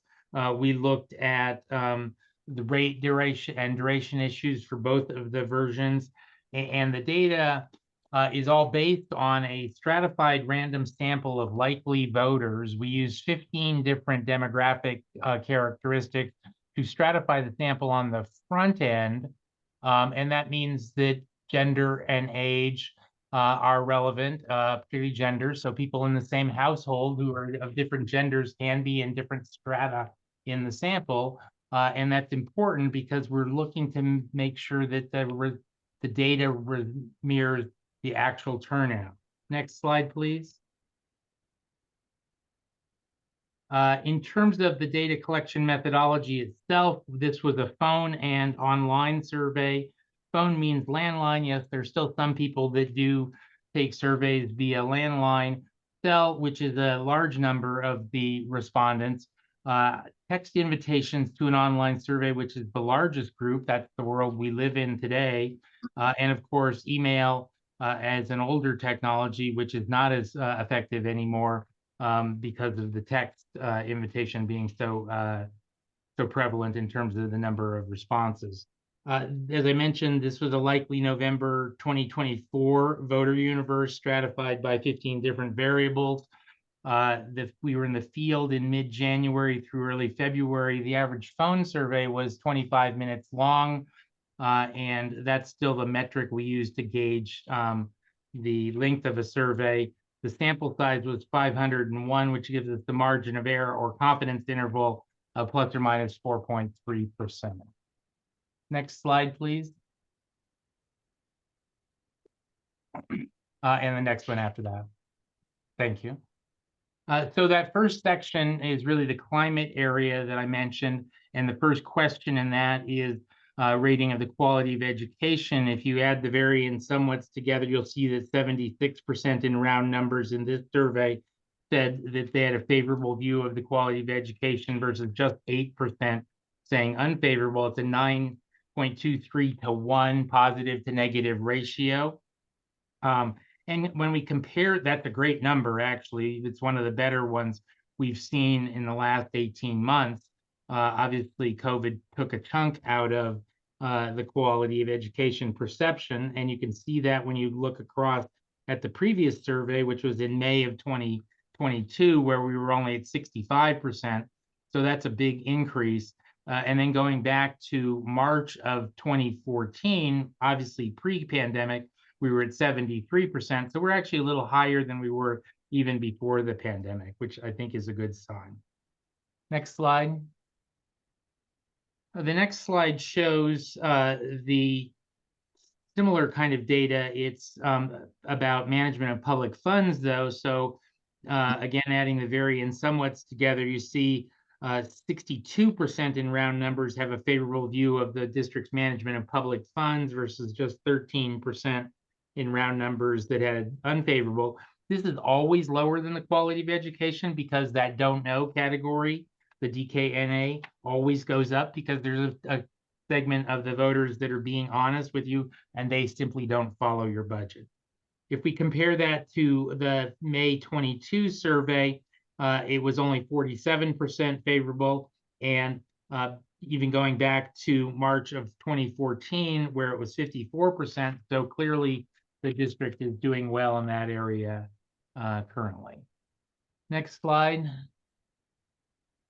So this is agreement or disagreement that the district needs additional funding to do its job. And again, adding the strongly and somewhats together, you see we're at 62% agree that the district needs additional funding to do its job versus 22% that disagree. That's higher again than both the May 22 and the March 2014 surveys. And again, given the pandemic, I think that's a really strong number. So at this point, we switch gears and we go into the actual ballot questions. So if I could go to the next slide, please. Great, thank you. So as I mentioned, this was a split sample approach. So of the 501 randomly sampled interviews, we did a random sample within the random sample, and then also looked at that for the same strata that I mentioned earlier. So both are accurate within their individual samples. And this first one was of the parcel tax wording that you see on the right-hand side of the slide. And this is what's generally called a flat rate approach. So this wording meets all the statewide legal requirements. It doesn't exceed 75 words. It has a flat rate parcel tax of $398 per parcel. It shows how much that it raises annually, 3.58 million.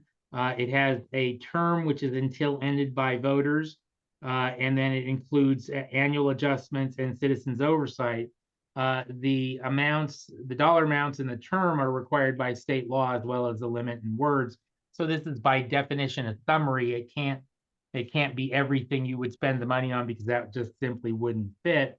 So based on previous work for the district and the district's previous parcel taxes, as well as Jeremy and my experience doing these kinds of things, the bullets that you see here were our best guess before the survey of what we thought would be a successful measure.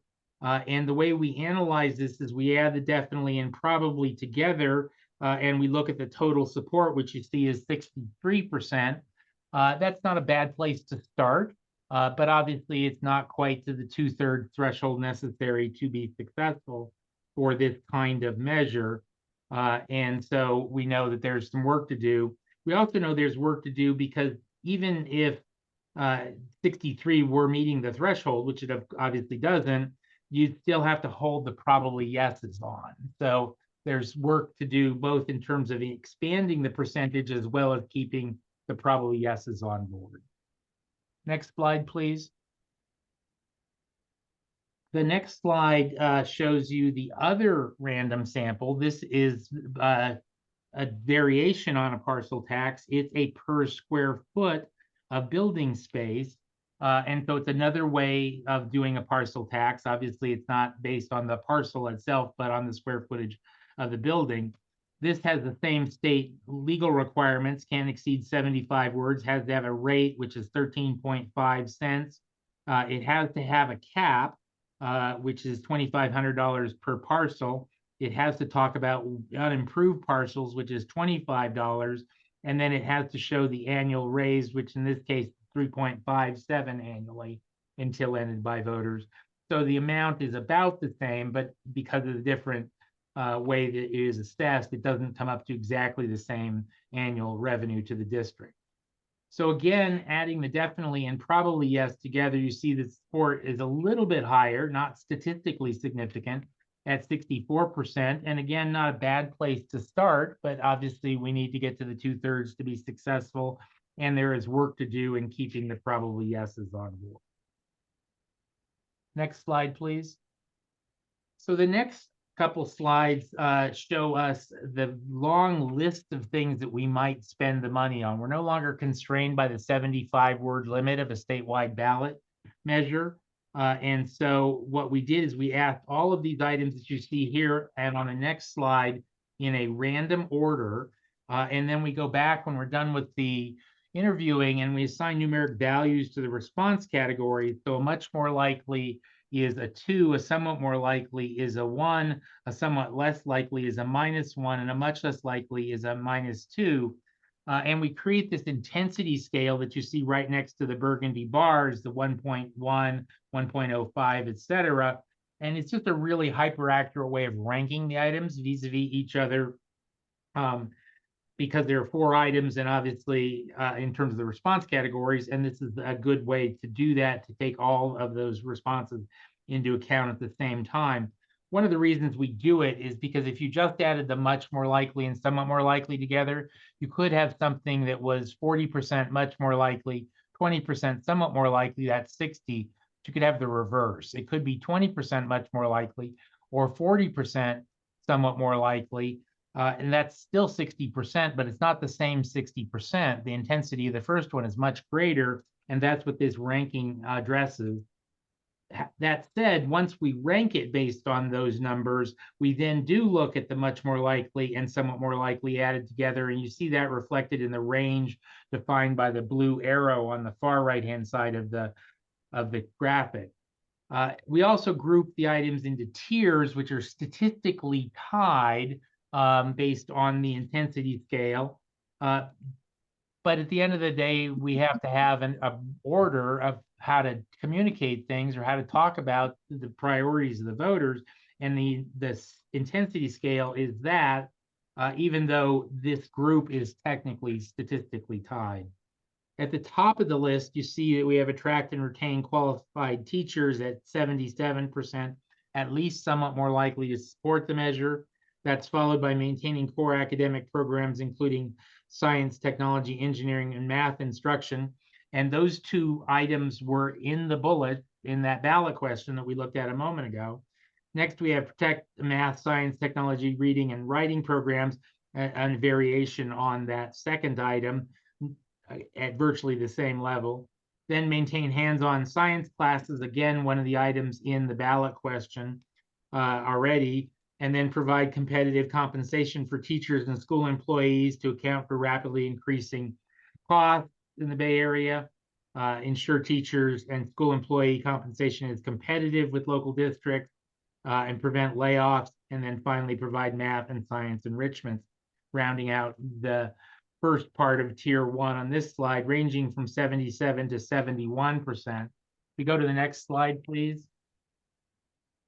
This is the continuation of tier 1. So again, these things are technically tied with the items on the previous page, but the ranking is important again. And here we have help keep local teachers who are struggling with high costs of housing in our area, supporting music and arts, and reducing class sizes. The catch is by the time we get to the bottom of tier 1, we are below the 2/3 threshold. So really the items focusing on the previous slide are the top priorities of the voters at the 2/3 level or higher. Then as we go into tier 2, we're clearly below the 2/3 threshold. So these are, well, important educational goals and programs. They're just not driving support to the 2/3 threshold necessary to pass a parcel tax. Next slide, please. The next slide is a series of items that were asked randomly also, and these are a little bit different, and the methodology is slightly different, but similar in terms of the rankings. The scale is just shorter, so you can't compare a 1.29 with the numbers on the previous slide, but you can compare the percentages because that's still adding the much more likely and somewhat more likely together. So in our top tier here for these informational statements, having a great teacher in the classroom is an important element to providing quality education. Every penny from the measure will benefit Burlingame schools and cannot be taken away by the state, is beyond the ellipses there. So an accountability provision that tests well everywhere. Funding for our local schools has not increased in more than 12 years despite inflation. This will help us keep up with rising costs. Burlingame schools receive among the lowest amount of the state funding per student in the county. We need locally controlled funding. Burlingame is losing some of our best teachers and school employees to nearby districts. This will help with that problem. And finally, the Burlingame schools are doing a great job educating our children. Thanks largely to excellent teachers, this measure helps the district retain those teachers. So those are the top part of tier 1. If we go to the next slide, this is the remainder of tier 1. And again, while these are strong and important items, they're not as strong as the first slide for the informational statements. And as you see, we're at 70%. So with margin of error, we could be below the 2/3, even at the top of this list. And by the time we get to the bottom, we're right at 2/3. So again, these are not really helping us achieve the 2/3 threshold for the parcel tax measure. And then as we go to the next slide, this is the remainder of the items. I won't belabor them because they all fall below the 2/3 threshold, either directly or with the margin of error. So at this point in the survey, we've introduced the 2 ballot questions in their random subsamples. And we've talked about what we might spend the money on. We've talked about the informational items, the positives. So if we go to the next slide, we see we come back to our ballot questions for a second time. And the goal here is to see what's the high water mark? What do people think about the measure after they've heard the positive side of the equation? And you see we go from 63% on our first test to 68%. Not a statistically significant increase given the margin of error that we talked about earlier, but it is going the right direction. But it's not really much of a cushion for this $398 flat rate parcel tax. Go to the next slide. This is the other half of the sample. So this is again the per square foot approach. And again, at 13.5 cents per square foot of building space, we go from 64 up to 75.2. So that is a significant jump and certainly going the right direction and giving us a cushion over that 2/3 threshold. So at this point, you start saying, looks like the per square foot is a better approach to getting this measure over the hurdle. Next slide, please. The next slide switches gears We've talked about the positive side of the equation. Now we talk about the negative side of the equation. The methodology here is the same as the informational statements, but we don't put a minus sign in front of the numbers to make them seem bad. The higher they are, the worse they are for us. And so at the top of this list, we have basically the inflation argument, the cost of living adjustment, or no, I'm sorry, the cost of living adjustment built into the measure means that it will automatically increase every year without voter approval. That's 55% at least somewhat more likely to oppose the measure. So that's a significant negative. The measure does not have an expiration date and will go on forever at virtually the same level. That's the opposite side of the until ended by voters term that we had in the measures. The measure will more than double the amount of the current school parcel tax as third. The city and county have increased sales taxes. The school district has put tax measures on the ballot in many years. That's another negative, with residents and businesses struggling with continued inflation, including high gas, grocery prices, mortgage rates, and high rents. Now is not the right time. That's 47% at least somewhat more likely to oppose the measure. And while that's less than a simple majority, it's still more than the 33.4% necessary to defeat the measure in the yes/no vote on it. Now, obviously, this is just more or less likely, so it's not quite the same, but it is still a potent argument. And the question becomes, where do we think inflation is going to be come October when the ballots go out, if the measure is on the ballot? Next slide, please. And so the next slide shows the remainder of tier one, which are both also above that 33.4% threshold. So those are, something we need to be aware of as well. Don't be fooled.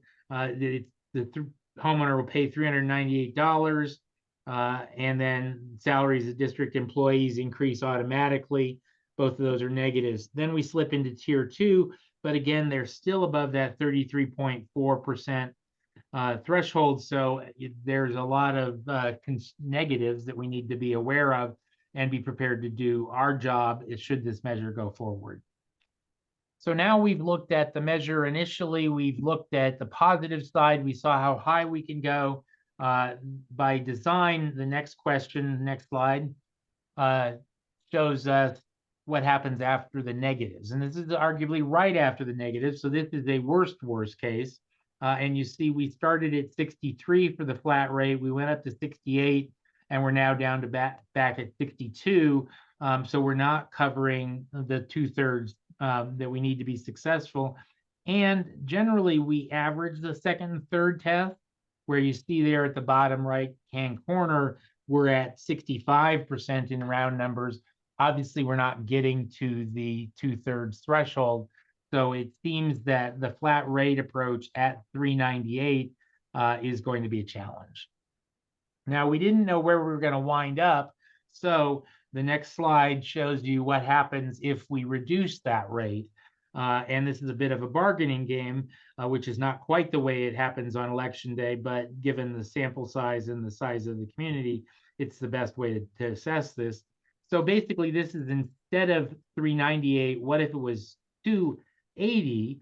And clearly what's happening here is we're going underneath that psychological ceiling of $300. And you see, we do get a bit of a bounce. We're up to now almost 68%.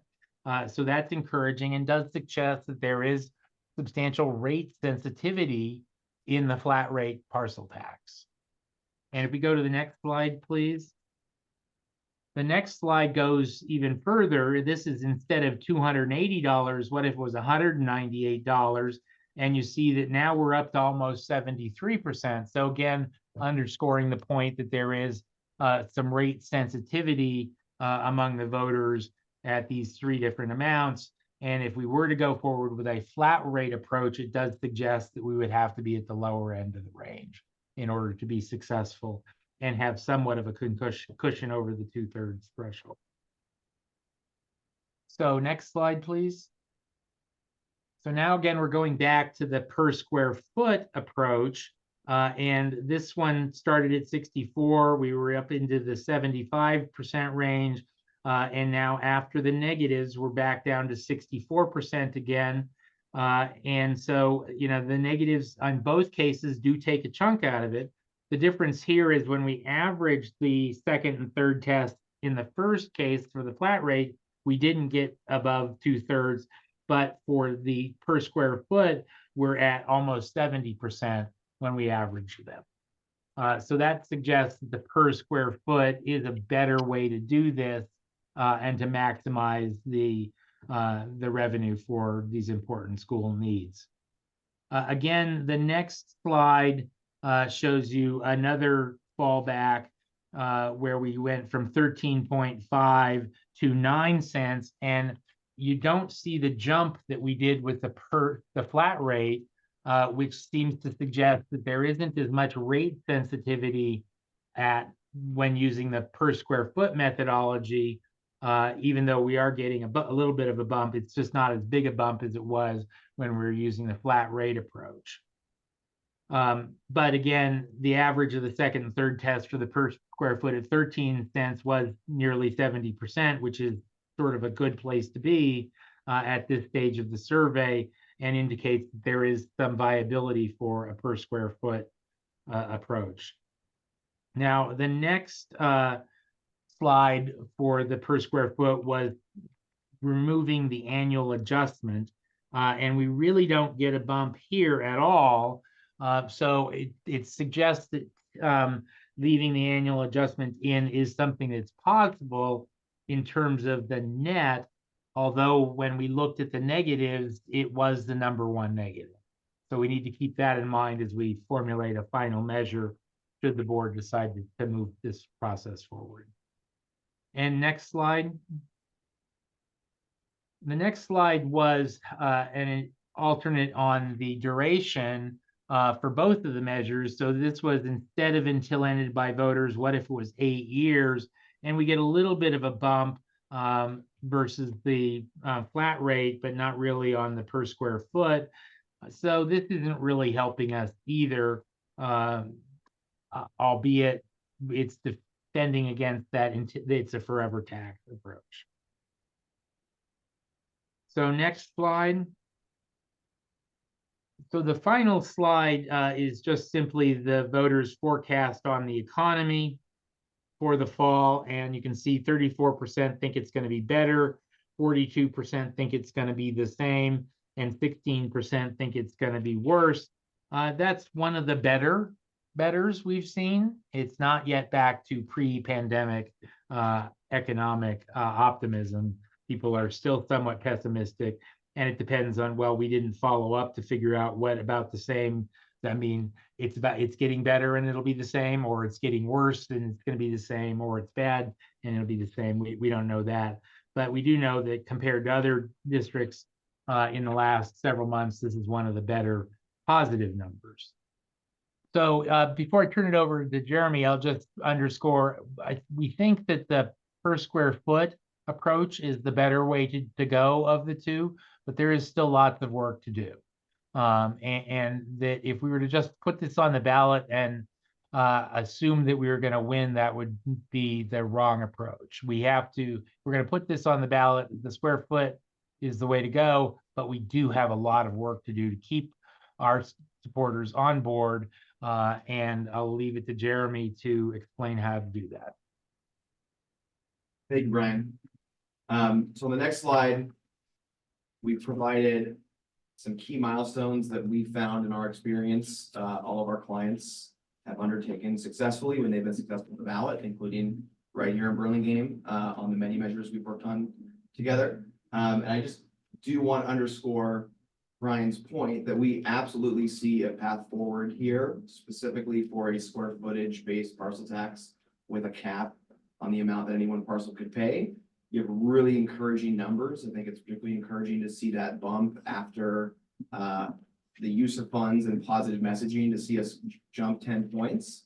I think your community recognizes that there's a real need here for supplemental funding, and there's a path forward. So here's what that path looks like. On the slide you see in front of you, you see 4 key milestones, 3 of which are marked in blue. The 3 milestones in blue can and should, in our experience, be funded and coordinated by the district, right? the first step we've completed, the feasibility assessment. Before we recommend putting it on the ballot, we want to know what our chances are. We want to know the best way to structure that measure so that it aligns the needs of your community with your voters. We've done that, and I think we have really clear and actionable data that's going to help us move forward in this process. So what we are looking to do is move into phase 2 of this process, which we call our awareness building phase, where we take the findings from Brian's survey, but also take your story as a district and package it into informational communications to be sent out to the entire community. Help them understand why you're considering looking at a parcel tax to increase your revenue, what the use of those funds might be, and the specifics of that measure. So as a district, you cannot advocate for or against the passage of a measure, but you can provide non-advocacy informational communications. So what that looks like is informational direct mail, online and social media content, and other handouts, including PowerPoints, FAQs, and fact sheets that can actually be used by you as a district as you go out and meet with community members one-on-one to begin to tell the community about your potential parcel tax measure. So we recommend that you think through your key stakeholders in the community in really 2 groups. We think first of your internal stakeholders, so your parents, teachers, classified staff, other bargaining units who probably know that you need the funding, but will want to hear from you before you make the decision to place a measure on the ballot. Just as important are your external stakeholders, so your business groups, other elected officials. I think your large property owners in particular are important with a square footage based tax, because they probably don't know the ins and outs of your budget and how much this $3.5 million on an annual basis could mean for your district. It's important to get to them before you place the measure on the ballot, because if they have feedback or input on your measure, you can't action on that input if your measure is already on the ballot. You can beforehand, you can afterwards. We recommend embarking on that process as soon as possible so that you can leave time to implement any feedback that you might hear in that process.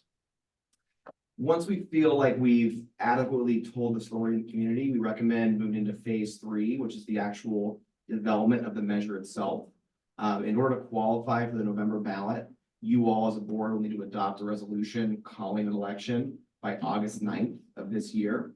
So that really is our deadline to come back to you all with a resolution calling an election this fall. Now, in that resolution are going to be a few key components. First and foremost, it's going to be that key 75-word ballot question. It is the one piece of information we know for a fact that every single voter who votes in this measure will read, because they have to circle the yes or no below it when they're filling out their ballot. But also included in the resolution are all the details of the measure itself. So the final tax rate that you decide on, final cap that you decide on, whether or not you decide to include annual inflation adjustments or a sunset on the measure, and then the various accountability provisions written into the measure itself. All of that will be in the resolution that we bring back to you before that August 9th deadline that you will need to adopt and then deliver to the county registrar of voters in order to qualify for the ballot. You're bringing us the resolution? In coordination with your legal counsel, yes. Once that is done, there's a bit of a passing of the baton. Again, the district cannot advocate for or against the passage of this measure, and with a 2/3 requirement, it absolutely is going to take a strong independent campaign that must be entirely privately coordinated and fundraised to do the traditional grassroots organizing, endorsement gathering, lawn signs, mailers, digital ads, and get out the vote effort that we've seen be so successful in your community in the past in order to get our measure over the 2/3 threshold. Our recommendation that you do not wait until that board meeting to adopt a resolution to have a sense of who might be that independent group who's going to run the campaign, because there'll be work to be done shortly thereafter in order to get the campaign on the path to success. And then on the final slide here, I've just broken out this timeline in kind of a month-by-month stretch, just to give you a sense of what the next few months might look like, should you decide to move forward.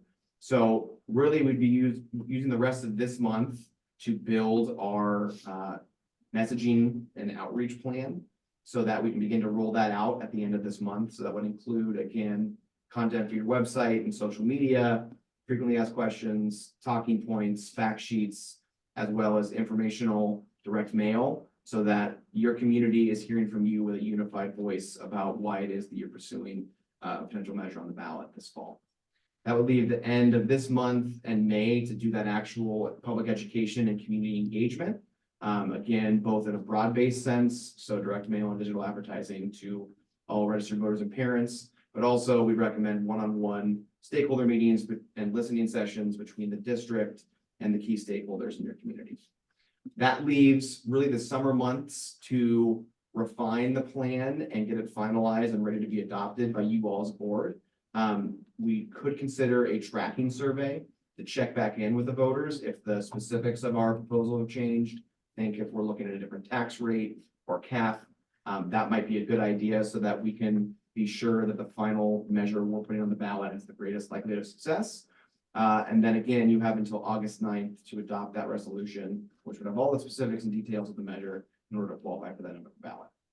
And that really leaves September and October, November for that independent advocacy campaign. Although again, it's always our recommendation that the campaign not form on September 1st and hope for the best. We really do think it's important that if there are independent voices and stakeholders and community members who are interested and willing to take the baton over from the district, that those folks identify themselves sooner rather than later, so that you can feel confident that the measure you're placing on the ballot will have a strong independent voice leading it over the finish line. And with that, I think either Brian or I are happy to answer any questions about the numbers or process or next steps. Jeremy, just to be clear, the first three steps with that you said the district can participate in. Yeah. Your firm as well would help us through those steps as a part of the contract we have in place. Absolutely. Okay. Yeah. And then if we go forward, and then the independent step has to happen away from the board to the extent that we if there's an independent campaign to push the measure, that would be a separate organization. Correct. They would have to Yeah. form with the state and county.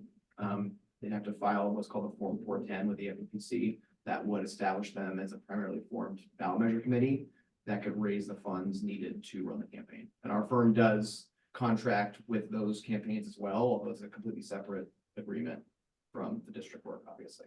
Okay. So you can help the independent campaign on a separate contract. Yes. Yeah, and then the steps 1, 2, and 3 can be funded by the district. Yes, and are currently covered in. Yep, and then, but while we're in independent campaign phase for the district can also still be vocal and be posting social media and stuff. So it really is a joint force at that point. We just can't be funding anything. It has to be town halls. So legally, the district can always provide information about the measure, right? Specifics, what it would fund, duration, cost. Optically, it gets a little bit more gray once the board has adopted a measure and placed it on the ballot. It's usually a recommendation that the district communications happen before the board action, and then the district kind of goes in the background, and then an independent group kind of comes in the foreground and finishes that messaging. But the district absolutely can keep information on their website. They can answer questions about the measure. We just don't recommend from a optics perspective that the district be expending resources, even communicating about the measure informationally while it's on the ballot. Individually as citizens, we can. You absolutely can. Right. Board members have a lot of leeway in how you can be involved with an independent campaign. As can district staff. The rule is very simple. District resources cannot be used. So while a district staff person is on the clock, they cannot advocate for the measure. They cannot use district printers to print out walk cards or leaflets. They can't use their district email addresses to advocate for the measure. All of that has to be on their personal time as private citizens.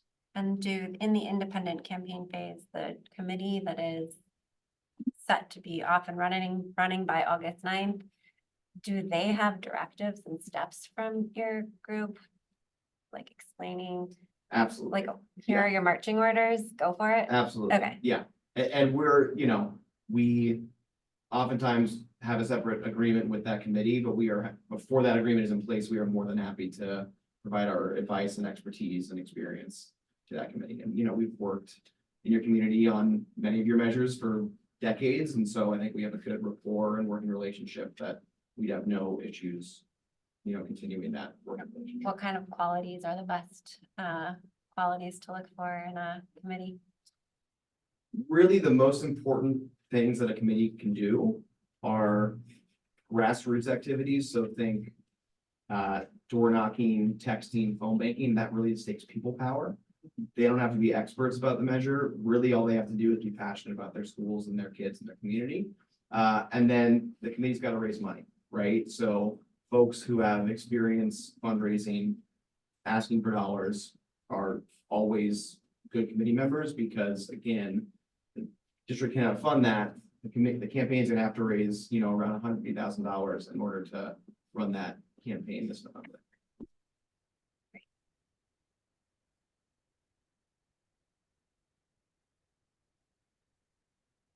Great. Any more questions for Jeremy or Brian?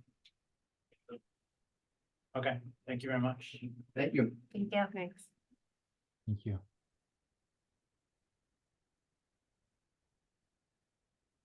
All right, so this is a discussion item, so we're not voting. But I think given the timeline that we just saw, hopefully we can have get a sense of the board in terms of appetite to move forward and next steps. So I'll just open it for discussion. Has any thoughts? I have an appetite to move it forward. Thank you, Lisa. Are we going in order? You I thought? Oh, I definitely think we should move forward with it. I'll also note that the approval rating for the school district went up as soon as Doug and I joined the board. But that's neither here nor there. Definitely Good job. sample error on that Oh. one. So you're taking the chair role then. Right. Well, I was gonna, so after you say that, Dan, just You want to mention find that historically, volunteering to help with the campaign, on your own time, usually it's like 2 people who are on the board, and it's usually the 2 newer people. It's just saying, I thought it was the 2 longest terms. no, not, so. that's not ever how it's been. So just, right, and so you're not having a baby, so just saying, that's tradition. But in all seriousness, do we need to think about having a board subcommittee or, I want us to have this discussion tonight, but are there other actions that we should be taking if I also agree that we shouldn't move this forward. So is there other actions you would advise, Marla? I think that starting a board subcommittee to be able to bring it back would be great. Bring it back. So we can start with. Just so that we getting can back keep to a regular regular meeting committee. meetings. Yes, that would help us too. That subcommittee would be in charge of meeting with large property owners and those Working with types Jeremy.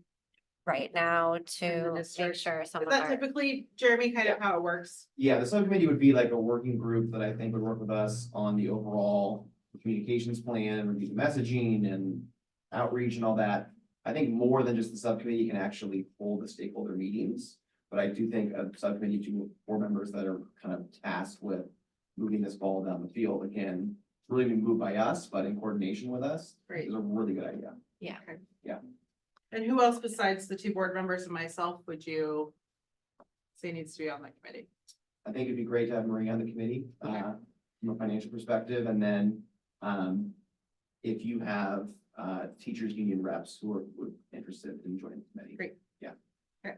Great. And again, just to clarify, this is a district subcommittee. This is not the independent. Right. campaign Yeah, committee. that's just what I was gonna say. Just this Yeah. happens through the Exactly. first 3 steps and then Right. this dissolves. And then it goes away. Yeah. But possibly some of those members from the community could join the independent campaign.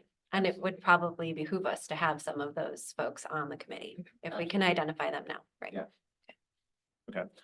Do I have two board members that would like to join me? I'm willing to I am too. sign up too, so. I think we should. Dan, we- getting off so easy. I don't think we have to rely on precedent here. Okay, all right. And then with the caveat that, you know, summer vacations and all that, so we'll have to figure out the time to. I'm gone for the whole summer. Are you good? We're out. We'll figure it out. Thank you, Lisa and Doug. Okay. And I don't think that needs to be an official action, Nope. right? We can just give ourselves direction to operate in that manner. Okay, Perfect. great. All right. Thank you, Jeremy. Thank you, Thank you. Brian. Thank you. Thank you. Thank you. Item 19D, it's an informational item, just for discussion about the trustee elections and outreach. I know we've covered this a bit already, but do you have anything else we'd like to discuss? No, I think just that we held our first meet and greet and we did a hybrid and that was great. We will do one more on May 1st in the boardroom. We might possibly move it to the other side of town to see if we can maybe Good idea. have a different area. And we look forward to moving forward. And we've had a couple people reach out for more conversation. Shouldn't you move to where there are open seats? There is an open seat on that side. No, but I mean, like, there's one here in this district, right? Mhm. And maybe I'm not visualizing the map correctly in my head. Where was the first one? The first one was here Here. at the district office. So the idea being to possibly move one to like McKinley. Oh, I was thinking north of that, but okay, yeah. Yeah, so, so that was one of the ideas from someone who's to move it. Yeah, over I that think it's a way. good idea. Do we so far, it's just Lisa? No, you for at that May 1st meet and greet, Yeah. right? Yeah, I'm gonna be out of town, so it doesn't work for me. We are looking, yes, one more board member for May 1st, if possible. Can you do it, Dan, or no? I can't guarantee I can. but- Okay, I can do it again, but, you know. It just like mixes it up. Yeah. If somebody goes to both, then they can see 4 people. But I am happy to do that day if you need. Okay, great, thank you. And we are also working on the email push out to the people that are in those areas too. Mm. And are you talking about it at PTA council probably and BC meeting? Dan Du Bois is actively talking about it Great. at PTA council. Yeah. Okay. Yes, and BCE, every time we're talking about it. I feel like every person I meet, I say, where do you live? I know Doug's been on many emails, and I think some of you have been where I'm like, I noticed when I looked up your address. Yeah. So yeah, we are all actively And if meeting there's, community members. if there's evening PTA meetings within those, just within those areas, I would happily join like the beginning of a meeting, at the beginning of a PTA meeting, to give a quick blurb. Okay, I'd be happy to reach out to those PTA presidents directly and connect you with them too. At what point would you, if any, send out communication in the San Mateo Journal or in the weekly e-letter the city council sends out? Or it's not city council, but the city of Burlingame sends Burlingame out, City. or is it too early for that? I feel like I saw it. No, they've put our meet and greets in there. Yeah, yeah. We're in their newsletter. I Yeah. like to advertise. Yeah. We will continue to do that, though. Sorry, I'm just you. We'll continue to do that too.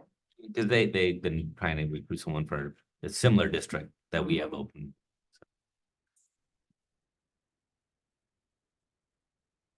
Great. Let's move on to item 20, human resources. 20A. Laura. Good evening. I am here to share our assumption letter with CSBA, and we will be opening Article 4 hours of employment, Article 14 wages, and Article 8 evaluation procedure.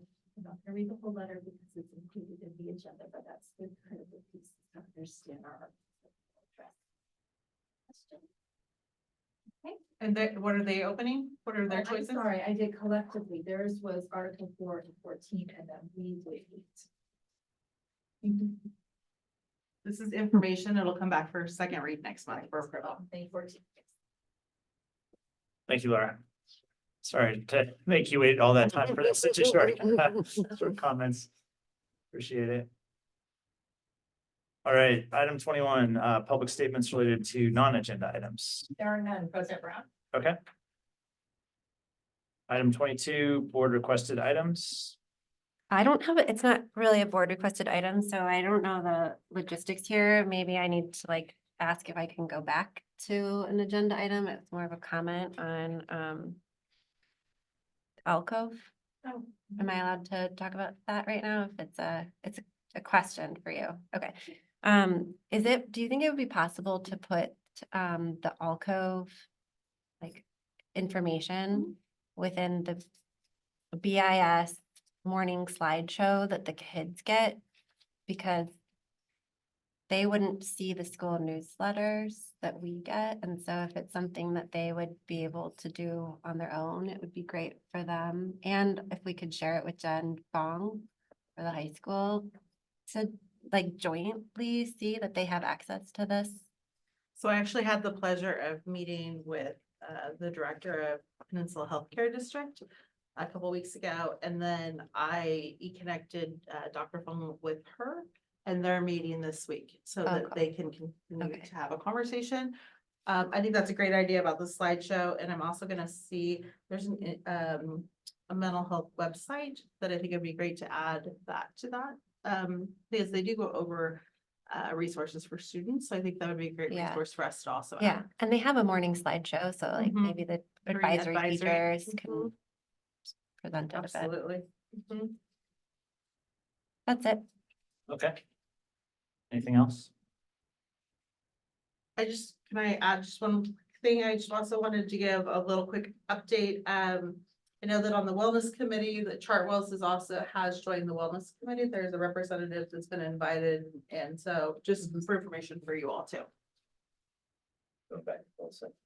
Yeah. Oh, yeah. That's right. So we're not gonna actually adjourn. We're gonna go back to closed session. I think we have one more item.